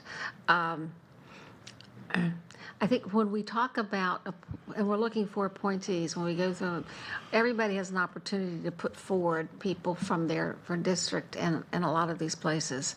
And we all seem to work pretty well as a group and are very accepting of each other's suggestions. So I think in that way, you're able to get people in your district appointed to some of these things. But it's not a one-size-fits-all situation, because some of them are quite unique. And then there have been some boards that, but there's one that we're probably going to dissolve very soon. We had a lot of trouble filling the vacancies. We just couldn't get the interest up. So it's a case-by-case basis. Yeah. And let's close this out. And Cash, let me just say this. Even on boards and commissions, there's inherent personality conflicts. Michael and I serve on one board for a long time. There are personality conflicts that happen, okay? Sometimes when personality thing, have a, one-on-one get together for a cup of coffee and, establish that line of communication and at least smooth the feathers a little bit, okay? Okay, moving on. And so I think the small step will be to just provide council back a list of current appointments that have district representatives. Yep, okay. So your last two items are kind of related. Oh, Sorry, district residency requirements, or in the case of like, I think, or really any residency or other kind of, not professional requirement, I don't think, but just locational. Because Bayfront, to your point, is somebody from the Bayfront, or Beaches and Waterways might be somebody who lives by the beach, or I don't know. all right, last two topics. Adding items to council's agenda and the timing, the scheduling of closed session and informal sessions to allow you to have more focus and time and not just be in meetings morning to night on Tuesdays. All right, let me start with the, how we got to where we are with adding items to the agenda. Cities do it different. Norfolk, mayor's the gateway, that's it, case closed. I never wanted to do that. We've had incidents in the past. A lot of times the way we do things comes as a result of, negative actions. And, prior to, especially when I first became mayor, people would put stuff on the agenda about gun control, abortion, things of that nature, self-serving budget items and things of that nature. But one of the ways that I thought was the fairest way to do it, you got two mechanisms. One, you just come and ask me, directly, and we can put it immediately, docket it on to the agenda. But once again, if you disagreed with me, that you have to get two sponsors. Now, what was the rationale behind that? If you can't find two people to help you out, you're not going to get six.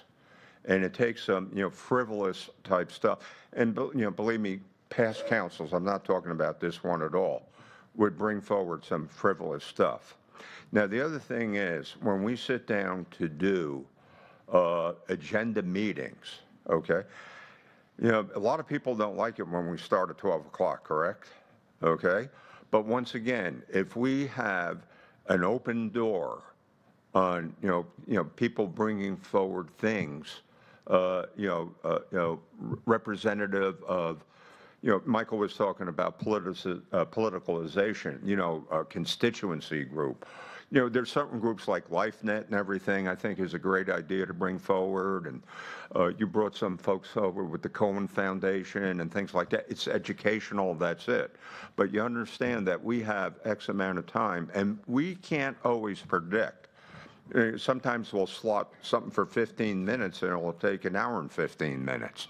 So we try to keep a governor on that, in terms of limiting what we do. We had a request for a group to put on the agenda because they got turned down for a sponsorship. These are the type of things that we can't bring forward because, don't forget, when we allow things, we set a precedent. Okay? And I'll be honest with you, I think about a year or so ago, I was asked to let a civic person talk during a meeting, and it didn't work out. It just sets an ugly precedent that we have to, respect time. So, but once again, I think what we're doing, and now one of the other thing is too, I was the one that started the council conversation initiatives and things. If you have an advocacy position, you're free to bring that forward at any time. But, but in terms of getting things on the agenda, the quickest path, just ask me. I think maybe in my entire time as mayor, I turned down 5 things because they were social issues that were not germane to the business of what city council can do. But once again, if in fact you do disagree with me, just find 2 friends. And that way you're halfway to 6.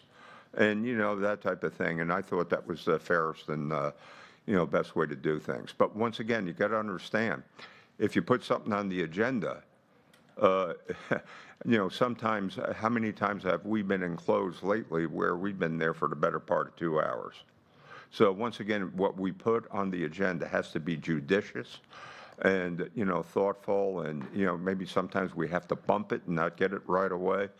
But, there's no perfect process. But I can tell you, in Norfolk, you got one gatekeeper, that's it. But here you got another path, and everybody has an opportunity. Josh? Totally agree, Mayor. And I think that to your point about if you can't get 2, you're not going to get 6. Time is our most precious resource, and I think the policy that we've had in place has served us well. And the other thing is closed session agendas. My understanding, any one of us can bring anything, and I think that is really important to be able to preserve that, because I think any one of us should be able to come and engage with our attorneys and seek legal advice about something that may or may not concern the body. So. But once again, like even closed session agendas, a lot of the times it's dictated to us. There's legal applications, and please understand as we kind of does anybody else have any questions or concerns to me or whatever on getting on the agenda? It's the simplest thing to do. Call Bobby D. 1-800-Bobby D. But once again, during an agenda thing, if it's not a high priority, we may have to bump it a session, or we actually can put it on any type of presentation on an informal day too. Okay? Yeah, Patrick? Mr. Mayor, the next one is closed session, and some of you all have reached out to me and asked, why do we have the closed session structure we have now, where we can do properties and real estate and procurements that need council approval on the voting Tuesdays, and then we only have the bandwidth to do appointments on the second and fourth Tuesdays? And some folks wanted to know if it's possible to move that. Councilmember Remick, I think you and I had this conversation as well. So I think the question is that would council be open to allow for the second and fourth Tuesdays to be more than just appointments, so that we can kind of smooth out some of those things? Because as some of you all, Mary, as you mentioned, sometimes we got to start at 12, and then that leads for a long meeting. And then by the time we get to closed session, when you got to make, as Julie mentioned, consequential, irreversible decisions, you have limited amount of time to do that. So would the council be open to legislation to allow for the second and fourth to be for more than just? Would you just raise your hand if you'd be agreeable? Mm-hmm. Mm-hmm. Okay. You have closed session on other days besides, you have closed sessions on the second and fourth Tuesdays. Mm-hmm. And that gives us more time to deliberate. Michael? Thank you, Mayor. Well, just as a complement to that, I think we need to contemplate adding a little bit more time, even with, maybe this will resolve it. But I'm one, and I think everyone here shares this sentiment. I don't think I'm sure I'm not the only one. We talk about starting at noon as if it's not the end of the world. When we're making these lasting consequential decisions, we absolutely should have the time to deliberate fully. Now, I'll be full disclosure, I've been accused of being verbose at times, and say that isn't so. And maybe that's true. Madam Vice Mayor, with your hands up. Raise your hands if you agree with Michael. Sorry, buddy. But I was also sent here gratefully to be elected by the people of this amazing city 3 times to ensure that the policies that are being contemplated here are working for them. And I don't really make apologies for seeking to understand those policies, for articulating my analysis of those policies, and for taking the time that I need to make sure that those decisions are in their interest. And I don't like being rushed to make a decision. And this is not, don't take it as a criticism, because I understand Mayor is in the unique and challenging position of having to manage the calendar and manage the time. And so I don't mean it as any kind of swipe at you, Mayor. I just think that there are many, I can think of a long list of times. Am I being verbose now? Okay. Gee, I'm sorry, Michael, what'd you say? I can think of a long list of occasions when I have felt rushed, and I know others have felt rushed, either to make a decision or to move on to another topic, and I think we need more time. Okay, but no, Mike, I'll address that. Patrick first. Mr. Mayor, Amanda wants to say something, but before you go to Amanda, Mayor, Councilmember Bellucci, I think council should never feel rushed. If there's ever something that has to happen today, we'll let you know. But the best thing to do is take the time. For example, one of the ones that we took in closed session, I think everybody agreed on, it was a lot of information. Let's come back next Tuesday after everybody kind of thinks about it and then determine where we want to go then. Always feel free to hit the pause button because you're absolutely right. These are consequential and a lot of times revenue-driven and budget-driven impacts, and you should take as much time as you need to get to those decisions. But Mayor, Amanda wanted to speak, and I don't know. Go ahead, Amanda. So, Mayor and members of council, thank you. But I just wanted to make sure that we carved out that time on what we would consider really the workshop days to go into closed session for appointments, because exactly for this reason, more often than not, the things that were consequential that you all needed to be deciding to vote on took more time, and appointments were either bumped or quickly discussed. And so I requested that we carve out those second and fourth Tuesdays so we could always have time to address the important you all have the important discussions around the table about appointments. So I just want to make sure that we're going to continue to carve out that time, because these are boards and commissions, and these appointments represent you all as a body. So I just want to make sure that we're not going to bump that time. And, let me just say, Michael, I apologize, but once again, but how many people at this table got this from me over time, okay? And I get the text, coming from Patrick. But, part of the thing, I think by having it on Tuesday and Thursday, we have the latitude of time. I don't have that hard break at 6 o'clock. And that's what we're doing. And then if it's 5:30, and the city attorney has a couple major things that we have to hear about.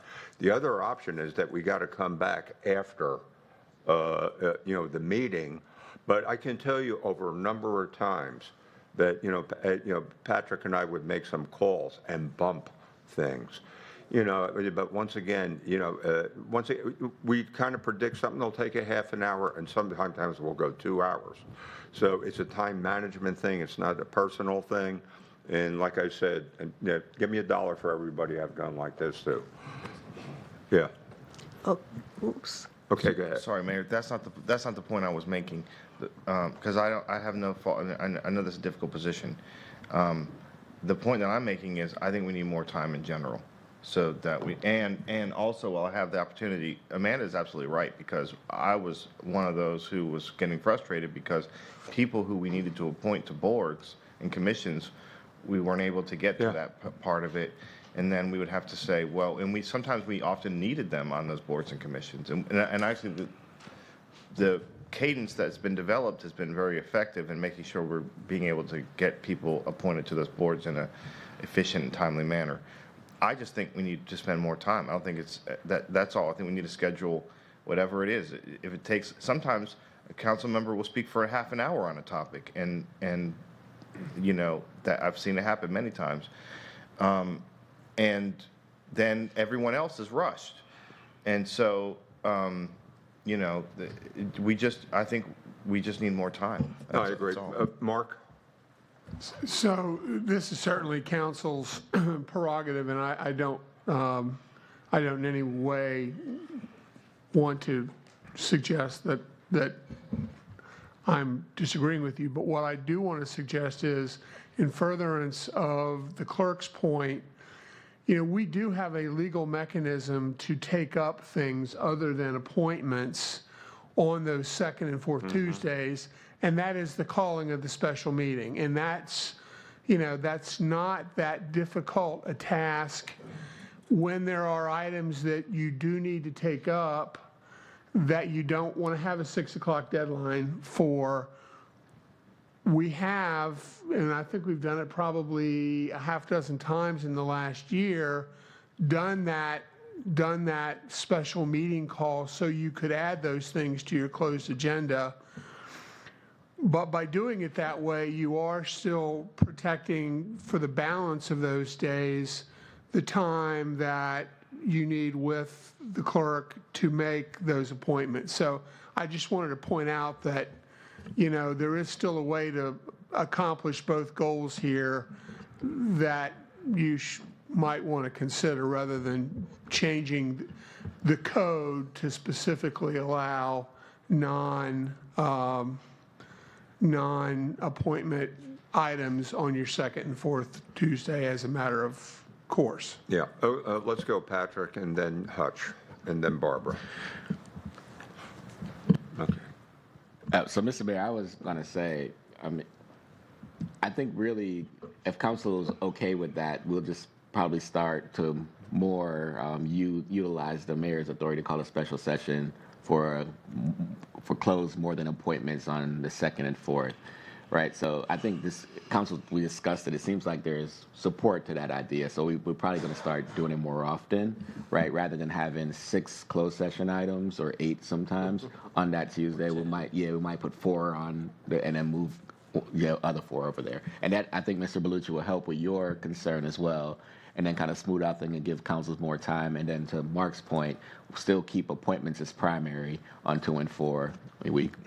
Okay, Hutch, Barbara, and Amelia. So I have I'm good with that. Another suggestion is that on the second and fourth, we do the appointments first.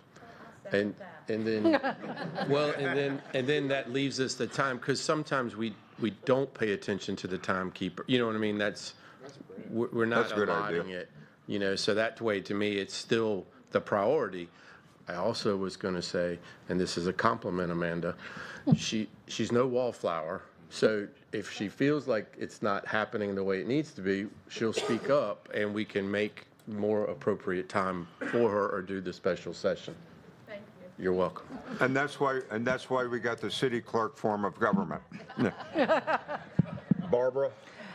Just to comment on other items in the closed sessions, I'm very uncomfortable because we don't have advance information. We don't have a lot of information. And we are many times asked to give direction when we don't have all of the information. And I'm very uncomfortable with our closed sessions many times. And if we are giving direction in closed session, that means we're giving direction without any input from the public as well. So I really think we need to be careful with what we do in closed session. Okay, Barbara, let me just say this. The reason it's difficult to give out information before, because the information that's be given out is privileged and protected by law, and there are certain criteria that have to be. And I'll tell you what, Mark Stiles has been a magnificent gatekeeper about what's allowed to be. He's the referee with the whistle and the penalty flag, when it comes to people starting to stray. And the other thing is that a lot of the information we got is not ready for public consumption yet because we don't have a direction on it. Once we get the direction on it, we always get it out to the public. Okay, Amelia? Yes, and I wanted to say as a compliment to our council right now, many years we've had, please no leaks. It has changed. We have a group that works together. What we do in closed session has remained in closed session. So I wanted to congratulate all of our council members on making a great effort, because that helps makes us a good council. Thank you. And I think, to kind of close out a little bit, then I'll let you have the, final say, Julie.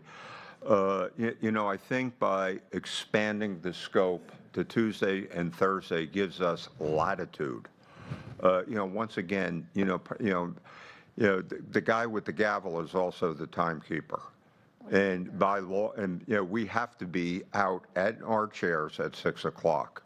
And I think, what was the last closed session? We had 8 items? Nine items on the section. And like I said, it depends on, it's rough to calculate the thing. So I think in fairness, and, I agree with Michael, if we do it in the afternoon, if we're there till 8 o'clock at night, then we're there at 8 o'clock at night. Jennifer.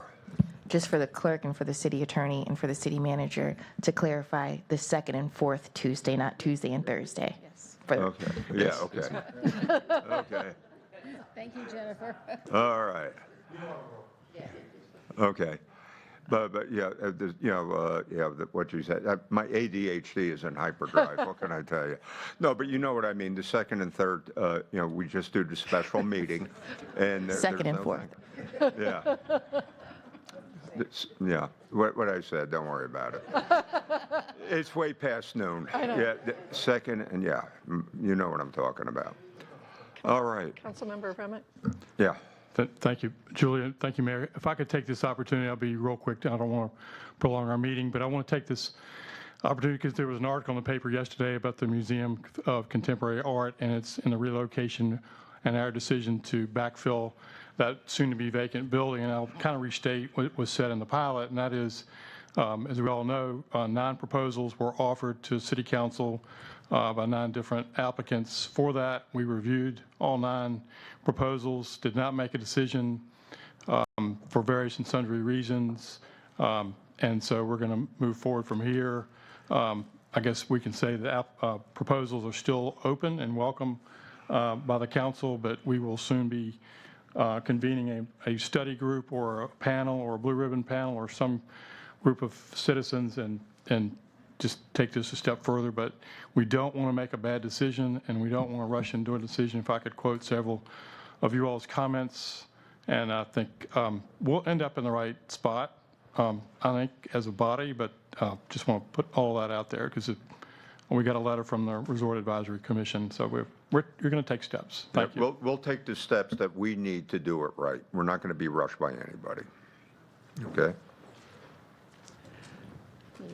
Yeah, Mr. Mayor, we've concluded what we need to do, and I think if I made any lengthy comments, you'd all get squirmy and just be ready to leave. So I would say thank you for you've done a lot of hard work, gotten a lot of great information. It's going to really help set the city manager, the budget staff, and the whole team up for a good budget for you all, and appreciate your Julie, thank you and your team. Outstanding. Way to go, Robert. What's that? Lunch is available. And do you need to adjourn? Okay, we are adjourned.